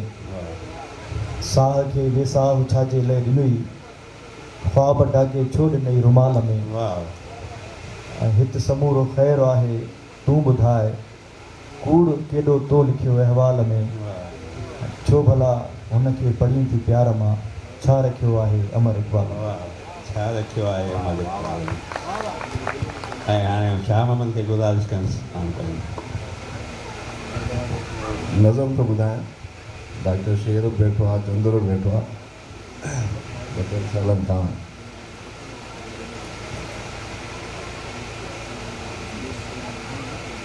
नज़्म जो उनवान आहे डिमेंशिया। ऐं इहो आहे हिकिड़े क़िस्म जी अॼुकल्ह जदीद मेंटल इलनेस आहे, त माण्हू खां यादाश्त विसरी थी वञे, पर उहा थिए इब्तिदा में नंढी नंढियुनि ॻाल्हियुनि खां शुरू थी थिए, ऐं पोइ उहा एंड में डिमेंशिया जे असर में थो अचां। शायदि डिमेंशिया जे असर में थो अचां शायदि। अचानक कंहिं चौराहे ते अची जीअं ई बती ॻाढ़ी थी बीहारे। अचानक कंहिं चौराहे ते अची जीअं ई बती ॻाढ़ी थी बीहारे। छिके हिकु वहुकिरो कंहिं यादि जो गेले वञे थो, उते पहुची वञा थो मां, जिते मुंहिंजे हिसे जो अनु अञा हाणे पीअण जे लाइ चकीअ वारे चकीअ में आ विधो सारो। अटे जी रही हवासनि खे थी महकाए, ततीअ में मां अटो पंहिंजो खणी घर ॾे जो वञिणो हा। पोयां हिकु शोर ट्रैफिक जो वॼाए हान थो मूंखे करे होशियार, ऐं मूंखे घड़ी पर लाइ लॻे थो मूंखां विसरी वियो आहे रस्तो पंहिंजे घर ॾे। डिमेंशिया जे असर में थो अचां शायदि। जॾहिं मां कार बीहारी भरियल बाज़ार में कंहिं जाइ ते, ऐं थो वञा का शइ गिनण कारण, उते कुल्फीअ जे ठेले खे ॾिसी मूंखे कनाए थो उहो होको। ॿुधी जेको फिटाए रांद डोड़ियो हुम आनक ते अची कुल्फी वठण जे लाइ। गुलाबी मां वठण जी सद रखी सांढे, गुलाबीअ लाइ खपे ॿियानी। ऐं मां मॉल मां थेलो खणी निकितुसि त मूंखे यादि ई कोन्हे त बीहारी किथे मूं कार आहे पंहिंजी। डिमेंशिया जे असर में थो अचां शायदि। कॾहिं परॾेह ॾे वेंदे, बोइंग जी सीट ते वेहंदे, मिली जा मैगज़ीन आहे उन्हीअ जा चिलकणा पना वराईंदे ॾिसां थो मां वॾी वणकार, त पोइ हीअ दिलि वञी अटकी उते जाते कची आली चकी न मुंहिंजी हाणे छंडो ऐं ताज़ो करे थी यादि। उहा चकी मां तोखे ॾेई तुंहिंजे वर में लिकायल खट मिठड़ा थो घुरां, ऐं तूं ॾेई को तूल नखरे खे सिकाईं थी। ऐं बोइंग उॾियो कॾहिं मूंखे अहसासु ई कोन्हे। डिमेंशिया जे असर में थो अचां शायदि। दुबई घुमंदे जॾहिं इरशाद सां गॾु सोन जी बाज़ार में ज़ेवर ॾिठासीं ऐं तन में जड़ियल झिरमिर कंदड़ नग तिरवरा पिया कनि, उते मां ड्रूह पाए वञी पंहिंजे घर जी कचे घर जी कानस तां दॿे में सांडियल पंहिंजा चिदा खणी उस में पखेड़ियां थो। चिदनि जा रंग मुंहिंजे रूह जी पुरसरारत खे वेढ़े वञनि था। ऐं उन बाज़ार जे कुंड तां बिही मां सणक थो ॻोल्हियां, जितां सभु यार मूंखे चिदनि जी रांदि लाइ सॾनि था। ऐं इरशाद मूंखे यादि थी ॾियारे, अञा काॾे वञी थो पियो, पंहिंजो रस्तो त पोयां हो। डिमेंशिया जे असर में थो। तमामु ख़ूबसूरत नज़म। ऐं हाणे आउं गुज़ारिश कंदुसि अदर सुमरे खे तो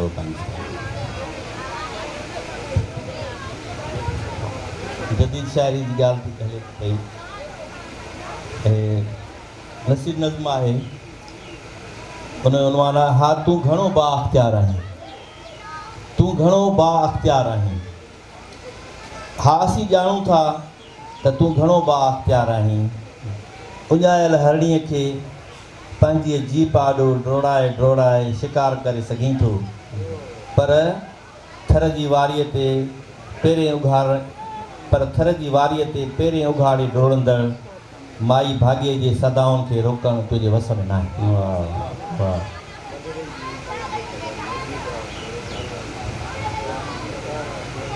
तेज़ाब बाहि ऐं तलाक जे डप खां छिरकंदड़ हीशल औरतुनि जे जज़्बनि खे चीभाटे उन्हनि जा लुड़क रोके सघीं थो, पर धरतीअ जे अन्याय ते उदास थींदड़ ककरनि खे रोअण खां रोकणु तुंहिंजे वस में न आहे। हा तूं घणो बाअख्तियार आहीं। तूं फुलवाड़ियूं लताड़े वण वीरान करे आखेरा उजाड़े सघीं थो, पर आज़ाद पखियुनि जी ॿोली ते पाबंदी मरणु तुंहिंजे वस में न आहे। हा तूं घणो बाअख्तियार आहीं। तूं हवेलीअ ॼाण निहारींदड़ अखियूं कढाए सघीं थो, पर हवेलीअ मथां चंड खे उभरण खां रोकणु तुंहिंजे वस में न आहे। हा तूं घणो बाअख्तियार आहीं। असीं ॼाणूं था त तूं घणो बाअख्तियार आहीं। ऐं आउं पंहिंजे सेशन जी पुॼाणी शेख अयाज़ साहब जे सवाल कंदो तव्हां। ज़रात पीदारो साहब असांजे महिमाननि खां सवाल कनि।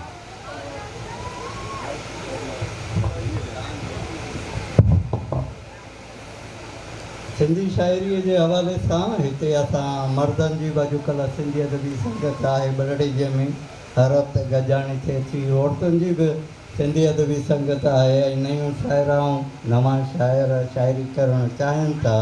त पहिरियों त अदल सूमरे साहिब खां सवाल आहे त नवां शाइर या नयूं शाइराऊं जॾहिं शाइरी कनि थियूं या कनि था त उनखे थोरो सम्झाइणु घुरिजे, उनखे गाइड कजे त छा पहिरियों घणो मुतालियो कनि, छा पहिरियों उनखे घणी सिंधी अचणु खपे। ख़ासि करे सूरत कतीअ जो मिसाल कंहिं सां मसइलो आहे ऐं उहा चए त मां शाइर आहियां ऐं उनखे मुशाइरो लिखणु न अचे त इहा थोरी गाइड कजे त उहे असांजा अदब जा नुमाइंदा थींदा, कोठाया वेंदा, सम्झा वेंदा या न। ऐं ॿी ॻाल्हि इहा आहे त तव्हां अमर इक़बाल बि इहो कमु करे सघे थो त असां पहिरियों बि मूं सुवालु पुछो कराचीअ जी हिकु कॉन्फ्रेंस में त हर 25 सालनि खां पोइ माना टोटलिटीअ में सिंधी शाइरीअ जो हिकिड़ो अभ्यास थियणु खपे। नवां शाइर गुज़िरियल पोयनि 20 सालनि में तव्हां कहिड़ा ॾिठा ऐं उनजो हिकिड़ो फाइनली हिकिड़ो अभ्यास अचणु खपे त हिन दौर जा ही नुमाइंदा शाइर आहिनि गुज़िरियल 25 सालनि जा। इन रोशनीअ में केरु कमु करे सघे थो या थियणु खपे न थियणु खपे। जीअं उहो असांजो शेख अयाज़ हिकिड़ो नोट लिखियो ॾिया लाटा था उहे शाइर ॼण त अॼु ताईं उहे नुमाइंदा शाइर था सम्झिया वञनि था। अयाज़ उन्हनि खे सनद ॾेई छॾी। इहो सुवालु अमर इक़बाल सां बि आहे, अदल सूमरे सां बि आहे, शाह मोहम्मद खां बि आहे त इहे हर 25 सालनि जो इहो अभ्यास थियणु खपे या न। साईं हाणे पोइट्री त हाणे हिकिड़ा एहसास ऐं जज़्बा आहिनि, फीलिंग्स आहिनि, उन में इमोशन्स आहिनि ऐं तख़युल आहे। तख़युल इहे शयूं त एहसास ऐं जज़्बा हर इंसान वटि अची सघनि था। उहो ईअं बयानु त करे सघे थो, पर हाणे लिखणु वरी अलॻि शइ आहे। ईअं शाइरी जेकॾहिं मिसाल कई माण्हू अहिड़ा बि हूंदा आहिनि पढ़ियल न हूंदा आहिनि, उनखे लिखणु पढ़णु न ईंदो आहे, पर शाइरी करे वेंदा आहिनि, उहो ॿुधाए वेंदा आहिनि ऐं वोकल हलंदी आहे। काफ़ी अहिड़ा माण्हू आहिनि जेके इलाही तमामु सुठी शाइरी कनि था, उन्हनि खे यादि बि आहे पंहिंजी शाइरी। पर लैंग्वेज स्किल वरी उहो ज़रूरी आहे। कम्युनिकेशन जो हिकिड़ो अहम सोर्स आहे अॼु जे दौर में, त इन करे उहा त लैंग्वेज स्किल हुजणु ज़रूरी आहे। मिसाल का औरत आहे जेकॾहिं हुनखे फैसिलिटी कान्हे का त का हिकिड़ी औरत उन्हनि खे पढ़ाए सघे थी, छो त पढ़णु ज़रूरी आहे। जेकॾहिं ॿोली अचे थी त पोइ तॾहिं माण्हू शेख अयाज़ खे सम्झी सघंदो, पढ़ंदो। लिखणु पढ़णु ज़रूरी आहे। पहिरियों ॻाल्हाइणु थिए थो, पर उन खां पोइ लिखणु पढ़णु ज़रूरी आहे। त उहो लैंग्वेज स्किल सिखण जी शइ आहे। बाक़ी ॾात आहे उहो इंसान में हर कंहिं में थी सघे थो, उहा ज़बरदस्ती नथो करे सघे। त माण्हू जेके लिखणु पढ़णु सभिनी खे त सभई शाइर हुजनि, ईअं न हूंदो आहे। शाइर आहिनि, बाक़ी लिखणु पढ़ण जो स्किल वरी उहो माण्हू सिखी सघे थो। बाक़ी जेकी स्टडी आहे उहा थियणु खपे। जेके असांजा नक़ाद आहिनि, असां बदकिस्मतीअ सां इहो थियो त नक़ादनि खे डिस्करेज कयो।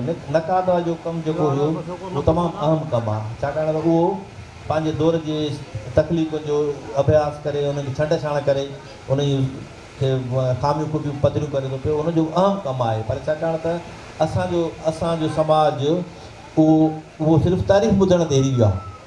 तव्हां बसि तारीफ़ूं कयो माण्हुनि जूं, बसि पंहिंजे लाइ हिकिड़ी सिट ॿुधण लाइ को तयारु न आहे। त जेकॾहिं कंहिंजी का निशानदेही कजे थी, का तकलीफ़ी खामी कटिजे थी पई, त उहो ॼण दुश्मनी में काउंट थो थिए। छो त असां वटि इहो रुझान तनक़ीद जो घटि रहियो। ऐं हाणे हिते असांजो हिकिड़ो नौजवान तमामु सुठो नक़ाद असांजे साम्हूं शेर बहिराणी वेठो आहे, हू तमामु सुठी तनक़ीद करे थो। जेकॾहिं हू चाहे त अॼु जे दौर जी जेके जदीद शाइर आहिनि, 40-50 शाइर जदीद सिलेक्ट करे उन्हनि ते हिकिड़ी मुकमल स्टडी करे उन जो हिकिड़ो किताबु छपाए सघे थो। ऐं हुन वटि हिकिड़ो तनक़ीदी शऊर बि आहे ऐं उहो ईमानदारी सां छंड छाण करे सघे थो। असां वटि जेके बि तव्हां ॾिसो त उन्हनि जेके पेपर शाइरीअ ते लिखिया विया आहिनि उहे हिकु तरफ़ा आहिनि, उहे शामुनि में पढ़ियल पेपर आहिनि, या उहे लाज़मी आहे उन में हिकु तरफ़ो आहे, पर उन में खामियुनि जी गुंजाइश आहे, पर उहा निशानदेही न कई वई। त इहा ज़रूरी आहे त हिकिड़ो अहिड़ो को नक़ाद हुजे जेको उहो उन शयुनि खे, छो त असां नक़ादनि खे डिस्करेज कयो आहे। मुमताज़ महर बि पंहिंजो उहो माना कमु, छाकाणि त ॾुखियो कमु आहे इहो, उन में पजीराई घटि थी मिले ऐं दुश्मनी वधीक थिए थी, जंहिंजे करे हर को माण्हू तनक़ीद खां लवाए थो त भाई हीअ वॾो शाइर, हीअ त रिकग्नाइज़ शाइर थी वियो आहे, हाणे हिन खे मां लिखां कीअं। मां इन हालांकि हुन में खामी आहे, पर मुंहिंजी दिलि नथी चए त मां हुनखे इहा खामी ॿुधायां, यार जे मथां नाराज़ थी वञे, यार हिन जा दोस्त बि नाराज़ थी वेंदा, सॼे ग्रुप खां मां ॿाहिरि निकिरी वेंदो। ग्रुप ठहियल आहिनि, ॿिया लाबियूं ठहियल आहिनि, उहा पंहिंजा हिकिड़ा मयार मुक़ररु थियल आहिनि, पोइ माण्हू बि लवाए थो पियो। पर शेर महिराणी जी मां वेझड़ाई में जेके मां तनक़ीदूं पढ़ियूं आहिनि त हुन में कुझु ज़रूरत आहे, उहो हिमत सां वॾी ॻाल्हि करे सघे थो, या माना हुन ते तनक़ीद बि थी, हालांकि फेसबुक ते कंहिं लिखियो हुनखे त ताज बलोच, छाकाणि ताज बलोच पंहिंजे दौर जो भई उहो हिकिड़ो वॾो शार्प नक़ाद हुयो, तमामु हुननि जी जेका तनक़ीदी अप्रोच हुई उहा। इहा ॿी ॻाल्हि आहे त उन्हनि जे किन शयुनि सां इख़्तिलाफ़ माण्हू रखी सघनि था, पर हुन में हिकिड़ी क्वालिटी हुई, हिकिड़े वॾे नक़ाद जी हिकिड़ी ख़ूबी हुन में हुई। अॼु जे दौर में जेके ॾिठो आहे त ताज बलोच जहिड़ो नक़ाद, पोइ हाणे हुननि दोस्तनि वरी शेर बहिराणी खे चवंदा ताज बलोच जो तसलसुल आहे, त ताज बलोच वांगुरु ठीकु आहे, उन में जेकॾहिं इहे आहे हिकिड़ी क्वालिटीज़ आहिनि उन्हनि शयुनि खां ज़ाती, छाकाणि ज़ातियात जॾहिं अची वेंदी आहे न पोइ नक़ाद इंसाफ़ न करे सघंदो। पंहिंजी ज़ाती तालुकात ऐं पसंदि नापसंदि खे पासीरो रखी तख़लीक़ खे बुनियादी मुहरक बणाए करे उन ते तनक़ीद करे ईमानदारी सां, त मां सम्झां थो त शेर महिराणी हिते असां वटि वेठो आहे, उहो हिकिड़ो वॾो कमु करे सघे थो। इहो ज़रार जो जेको बुनियादी सुवालु हो, इहो पहिरीं ॻाल्हि त शेख अयाज़ हाणे कोन्हे, माना शेख अयाज़ जी असुल में अहमियत हुई त उहो कंहिं ते कहिड़ी दोराए या एंथोलॉजी कोई स्टैंडर्ड न हुई, हिन लाइ इहा एंथोलॉजी त हुननि चयो त जेके परूड़ में शाइर छपिया आहिनि उन्हनि ते ॻाल्हाए था, इहा त ईमानदारीअ वारी एंथोलॉजी कान थी न, मतिलबु इहो त को मयार ई कोन्हे त जेके परूड़ में छपिजनि उन्हनि ते रुॻो लिखो। पर बहरहाल जीअं त हाणे वरी अयाज़ जहिड़ी शख़्सियत बि कान्हे। तव्हां ॾिसो असां वटि हाणे most senior knowledgeable best editor आहे इमदाद हुसैनी, तव्हां फेसबुक ते ॾिसो इमदाद हुसैनी सां ॿार केॾी दुलह था कनि, माना न त भई ॿोली छा आहे, फन छा आहे, उहो बि जेकॾहिं तव्हां वटि क़बूल न आहे त शेर महिराणी खे तव्हां हिकिड़ी ॿी वॾी हुन में था विझो। माना इहा जेका तव्हां ॻाल्हि कई त इहा एक्सपेक्टेशन न आहे, हालांकि इहा शइ एक्सपेक्टेशन खां सवाइ हुजे त उहा ॿी ॻाल्हि आहे। त तव्हां को हिकिड़ो शाइर खणो ऐं हुनजो हिकिड़ो अभ्यास लिखो, मां नथो सम्झां त उहो मुकमल हूंदो, हिन लाइ ज़रूरु तव्हां का सिलेक्शन कंदो। पर बाक़ी हाणे इहो ईअं थींदो आहे त जीअं हाणे असां मुंहिंजी ख़ासि तौर ते इहा हूंदी पॉइंट हूंदी त भई काके अनवर जो मजमूओ जेकॾहिं बर वक़्तु अचे हा त उन जो सिंधी अदब में हिकिड़ो रिकॉर्ड थिए हा ऐं उनजो हिकिड़ो कमु थिए हा, ऐं उहो न थियो, वक़्तु गुज़री वियो ऐं असां उनखे छपियो, हाणे माण्हू उन नस्ल जो माण्हू उनखे पुराणी शाइरी सम्झी पियो करे, त इहे कोताहियूं थियनि थियूं। ऐं ख़ासि तौर ते जीअं हाणे असां ॾिसूं या हाणे फेस मीज़ादो आहे असांजो आहे, हाणे जेकॾहिं हू पाण मुतहरिक न आहे त माना हुनजी शाइरी नथी अचे, पर मां सम्झां थो त जॾहिं बि ईंदी त उहा हिकिड़ी स्टिर पैदा कंदी, हिकिड़ो तहरुक पैदा कंदी, इन लाइ जो माण्हुनि खे उहो लहजो शायदि विसरी वियो, यार हीअं बि ॻाल्हि कबी आहे, हुनजो हिकिड़ो डिक्शन आहे पर्सनल, उहो हुजणु घुरिजे। वक़्त ते अचे हा त अञा भलो थिए, त इन जे लाइ इहा लिमिट असल में आइडियलिस्टिक त आहे, पर मुमकिन आहे न को तव्हां 10 गॾु करे था सघो, न को 50 गॾु था करे सघो, न को 20 गॾु था करे सघो, त हे नुमाईंदा आहिनि ऐं इहो ॾाढो ॾुखियो कमु थींदो। ऐं न को वरी शेख अयाज़ जहिड़ी पर्सनैलिटी आहे, हिन लाइ तव्हां ॾिसो शेख अयाज़ जी अयाज़ जानीअ ते जेका आया उहा न आहे, असल में उन बहाने हिकिड़ो वॾो मुक़दमो लिखी वियो, इहो वॾो कमु थी वियो, त उहा नज़र ॿी आहे ऐं उहो बसि हुननि खां जिन दोस्तनि कमु वरितो उहो कहिड़ो बि हुजे पर बहरहाल वॾो कमु। त इन हिसाब सां इहो कॾहिं बि न गिरफ़्त में न ईंदो। तव्हां 10 खणंदव त चवंदा 20 हुजनि, 20 खणंदव त 50 हुजनि, 50 हुजनि, हाणे त हज़ारनि में आहिनि, त पोइ तव्हांखे इहो ॾुखियो थी वेंदो त भई ऐं दौर कहिड़ो मुतयन कजे, कहिड़ा 10 साल मुतयन, ऐं हुन सां इहो थोरो डिबेटेबल मसइलो थी वेंदो मुंहिंजे ख़्याल में। बाक़ी इहो आहे त टाइम टू टाइम अचणु घुरिजे, जेका अदल ॻाल्हि कई त रुॻो महूरत ते या रुॻो तबसरे जे लाइ मज़मून न लिखियो वञे, पर कहिड़ा रिसाला हुजनि जेके रिव्यूज़ कनि, इंडिपेंडेंट रिव्यूज़ कनि, ऐं पोइ उन में कुझु अहिड़ियूं ॻाल्हियूं कनि जेके मुशाहिदे जूं ग़लतियूं थी सघनि थियूं, ॿोलीअ जूं ग़लतियूं थी सघनि थियूं, ऐं प्राइमरीली त जेकॾहिं उन में को हिकिड़ो बि नज़्म अहिड़ो आहे जेकॾहिं न हुजे हा त उहो उन में लिखियलु हुजे त भई हीउ हरूभरू आहे, न बि हुजे हा त को फ़र्क़ु हूंदो ऐं रद हुन जे किताब जे वज़न खे घटाए थो, त इन क़िस्म जूं ॻाल्हियूं पोइ उहो इंडिपेंडेंटली तनक़ीद में करे सघजनि थियूं।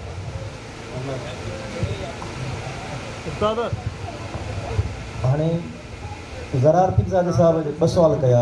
हाणे पहिरियों जेको ॿियो सुवालु आहे उन ते बहस पियो हले त जेका शाइरनि जी जेके मुख़्तलिफ़ शयूं आहिनि उन्हनि जे कम जी कथ छो कोन थी सघी आहे। हाणे असां वटि मसइलो इहो आहे त जेको नक़ाद आहे असांजो उहो बि कंहिं बि हवाले सां अणधुरियो त थी सघे ई कोन थो, त मुमकिन ई कोन्हे, नेचुरल शइ आहे। सभई दोस्त वेठा आहिनि। कंहिं ज़माने में इमदाद हुसैनी साहिबु लिखंदो हुयो जदीद सिंधी शाइरी शेख अयाज़ खां वठी अनवर पीरज़ादे ताईं। ताज जोयो साहिबु लिखंदो हुयो जदीद सिंधी शाइरी शेख अयाज़ खां वठी अयाज़ गुल ताईं। वरी होॾां एजाज़ मंगी साहिबु लिखंदो जदीद सिंधी शाइरी शेख अयाज़ खां वठी हसन दरस ताईं। नसीर मिर्ज़ा लिखंदो शेख अयाज़ खां वठी अहमद सोलंकीअ ताईं। त हर कोई पंहिंजा हिकिड़ा फ्रेम्स जेको आहे उहो इज़ारींदो रहंदो हुयो। शुक्र इहो आहे त जेका बेसिक पॉइंट हुई, जेको पिलर हुयो उहो शेख अयाज़ ई हुयो, उहो कॉन्स्टेंट हुयो। बाक़ी हर को जदीद सिंधी शाइरी खे पंहिंजी संगत साथ, इहो नेचुरल बि आहे, पंहिंजे इल्मी फ़िक्री जेको हुननि जो रुझान आहे, लाड़ो आहे, मिज़ाज आहे, त मजमूई तौर ते इन ॻाल्हि ते असां इतफ़ाक़ कयूं था त जदीद सिंधी शाइरीअ जो जदीद दौर में जेको जदीद फ़िक्री सरचश्मो आहे उहो शेख अयाज़ आहे। उन खां पोइ उन फ़िक्री सरचश्मे मां मुख़्तलिफ़ धाराऊं निकितियूं आहिनि ऐं उन में हर शाइरी जी पंहिंजी हैसियत आहे। इमदाद अनवर पीरज़ादे जी पंहिंजी हैसियत आहे, अयाज़ गुल जी पंहिंजी हैसियत आहे, हसन दरस जी या ॿिया कंहिं जेके किताब जे हवाले सां, दानिश जे हवाले सां दुनिया जा समूरा इल्म पढ़ियूं वेठा आहिनि, फ़िक्री रुझान, लाड़ा, सभु शयूं उन में सिंधी शाइरी जे तौरु माप करे सघनि था। पर उनखे इहा ख़बर कोन्हे त वाई ऐं बेत में कहिड़ो फ़र्क़ु आहे, या गज़ल ॾेढ सिटे ऐं हाइको जो जेको फॉर्मेशन आहे, जेका हुनजी हैत आहे, जेका हुनजो फ़नी जोड़ जेका आहे उहा ख़बर कोन्हे। त उहो उन सां कुझु माण्हू आहिनि जेके वरी ॿिन्ही पैरेलल, तनवीर अब्बासी जहिड़ा माण्हू या शेख अयाज़ जहिड़ा माण्हू जेके ॿिन्ही शयुनि खे सम्झनि था, फ़िक्र खे बि सम्झनि था त फ़न खे बि सम्झनि था। तमामु सुठो शाइर हो जेको असां मैगज़ीन कढंदा हुआसीं पोपट, त हिकिड़ो तमामु सुठो शाइर असां सां गॾु कोन्हे। उन जी शाइरीअ ते हिकिड़ो मज़मून पहुतो ऐं तमामु हिकिड़े असांजे आलिम, तमामु भले आलिम, उन ते उनजो अभ्यासी मज़मून लिखी मोकिलियो, हुन शाइर मोकिलियो त छाप। मां हुनखे चयो त यार साईं चए थो त अचो त हाणे हिन जी हीअ वाई ॾिसूं, पर उते हेठां गज़ल लिखियो अथई, वाई त कोन्हे। पोइ मां हिनखे हाणे कीअं जेको आहे, यार तूं हुनखे भली हिनखे गज़ल एतिरी तूं एडिटिंग करे छॾियसि। मतिलबु चवण इहो आहे त शाइरीअ सां इंसाफ़ उहो करे सघंदो जेको न सिर्फ़ु आलिम हुजे पर शाइरी जे फ़न जो ॼाण हुजे। आलिम हुजणु तमामु वॾी ॻाल्हि आहे, पर जेकॾहिं हुनखे शाइरी जे फ़न जी ॼाण न आहे त उहो हुन सां उहो इंसाफ़ न करे सघंदो। अहिड़े क़िस्म जा माण्हू असां वटि अचणु घुरिजनि जेके सिंधी शाइरी जो अभ्यास कनि, उनजी कथ कनि ऐं घटि में घटि उन शाइरनि खे उहा हैसियत त मिले जीअं अॼु हसन दर्स या हसन मुजतबा या मज़हर लगारी या हलीम बाग़ी ॻणजनि था, उनखां पोइ शाइर ॻणजनि त साईं काउंट था थियनि त हीअ 90 जे ॾहाके जो नुमाया शाइर आहे, 2021 सदी जे पहिरें ॾहाके जो शाइरु आहे, ॿिए ॾहाके जो शाइरु आहे। शाइरु हणी हणी मगज़ पंहिंजो फाड़े बीठा हुनखे को सुञाणण लाइ तयारु कोन्हे को। त कंहिं पुछियो त इहे फलाणो शाइरु कहिड़ो आहे, कहिड़ी टही जो आहे, त हाणे ॻाल्हि सम्झ में न पई अचे कहिड़ी टही जो आहे, त उनखे कीअं काउंट कजे। बाक़ी जेके शाइरी जो फ़न आहे, जीअं ज़रार साईं चयो त शाइरी जे फ़न जी केतिरी अहमियत आहे। मां सम्झां थो त अक्सर इहो चयो वेंदो आहे त शाइरीअ में जेको आहे फ़िक्र जी अहमियत आहे, ऐं फ़न त जेको आहे पंहिंजो हज़रत फैज़ बख्शापुरी वटि बि हुयो, फ़न त जेको आहे अली मोहम्मद मजरूह वटि बि हुयो, फ़न त जेको आहे फलाणे वटि बि हुयो। असुल ॻाल्हि आहे फ़िक्र जी। पर मुंहिंजा साईं मां अर्ज़ु इहो कंदुसि, जेकॾहिं मूं वटि अमर इक़बाल वटि फ़िक्र पंहिंजे तौर ते पाण हो त तमामु आला आहे, पर उनखे जेको ग़ज़ल लिखे थो उनजी हिकिड़े ग़ज़ल जे हिकिड़ी सिट में उनजी ग़ज़ल जो हिकिड़ो शेर कंहिं हिकिड़े वज़न में आहे, ॿियो शेर ॿिए वज़न में आहे, टियों शेर टे वज़न में आहे, त उहो मज़ो त न रहियो न। उन करे बुनियादी मां चवां थो त बुनियादी शइ आहे, जेकॾहिं तव्हां पाबंद शाइरी करणु चाहियो था, शाइर थियणु चाहियो था, शाइर सॼाइणु चाहियो था, त शाइरीअ जेके लवाज़मात आहिनि उनखे ज़रूरु उनजी आगाही हुअणु घुरिजे। असांजो कोई बि नौजवान शाइर भाउ या भेण जेकॾहिं शाइरी करणु चाहिनि था त पहिरियां उनखे इहा ख़बर हुअणु घुरिजे त ग़ज़ल जो ग़ज़ल आहे छा, ग़ज़ल जो मक़्तद थींदो आहे, उनमें हेतिरा शेर थींदा आहिनि, आख़िर में उनजो मक़्तद थींदो आहे, शुरू में मतिलबु थींदो आहे। वाई जेकॾहिं लिखूं था त उनजी वाईअ जे हरबंद में मात्राउनि जी तरतीब केतिरी आहे, उनजी वराणी किथे अचणु घुरिजे। गीत लिखूं था त उनजी वराणी कीअं हुअणु घुरिजे, बैत जी तरतीब छा आहे, दोहे जी छा आहे, हाइको ऐं ॾेढ सिटे में कहिड़ो फ़र्क़ु। बुनियादी ॼाण उहा बेसिक नॉलेज उनखे ज़रूरु हुअणु घुरिजे, ऐं को सीनियर शाइर को सूंहो उन्हनि खे उहो ज़रूरु सम्झाए। बाक़ी उन में जेको ख़्यालु आहे, उन्हनि जो तफ़कुर आहे, उन्हनि जो तख़युल आहे, उहो उन्हनि जी मीरास आहे, कंहिं वटि केतिरो आहे उहो पंहिंजो पाण ज़ाहिर थी वियो। जदीद सिंधी शाइरी जे तमामु वॾे नाले शेख ख़याल जे हिननि सिटुनि सां असीं तव्हां खां इजाज़त वठूं था त धरती छा छा दान करे वई, ओखरे इंसान करे वई, आई तुंहिंजी सारत सुपरी सूलीअ खे आसान करे।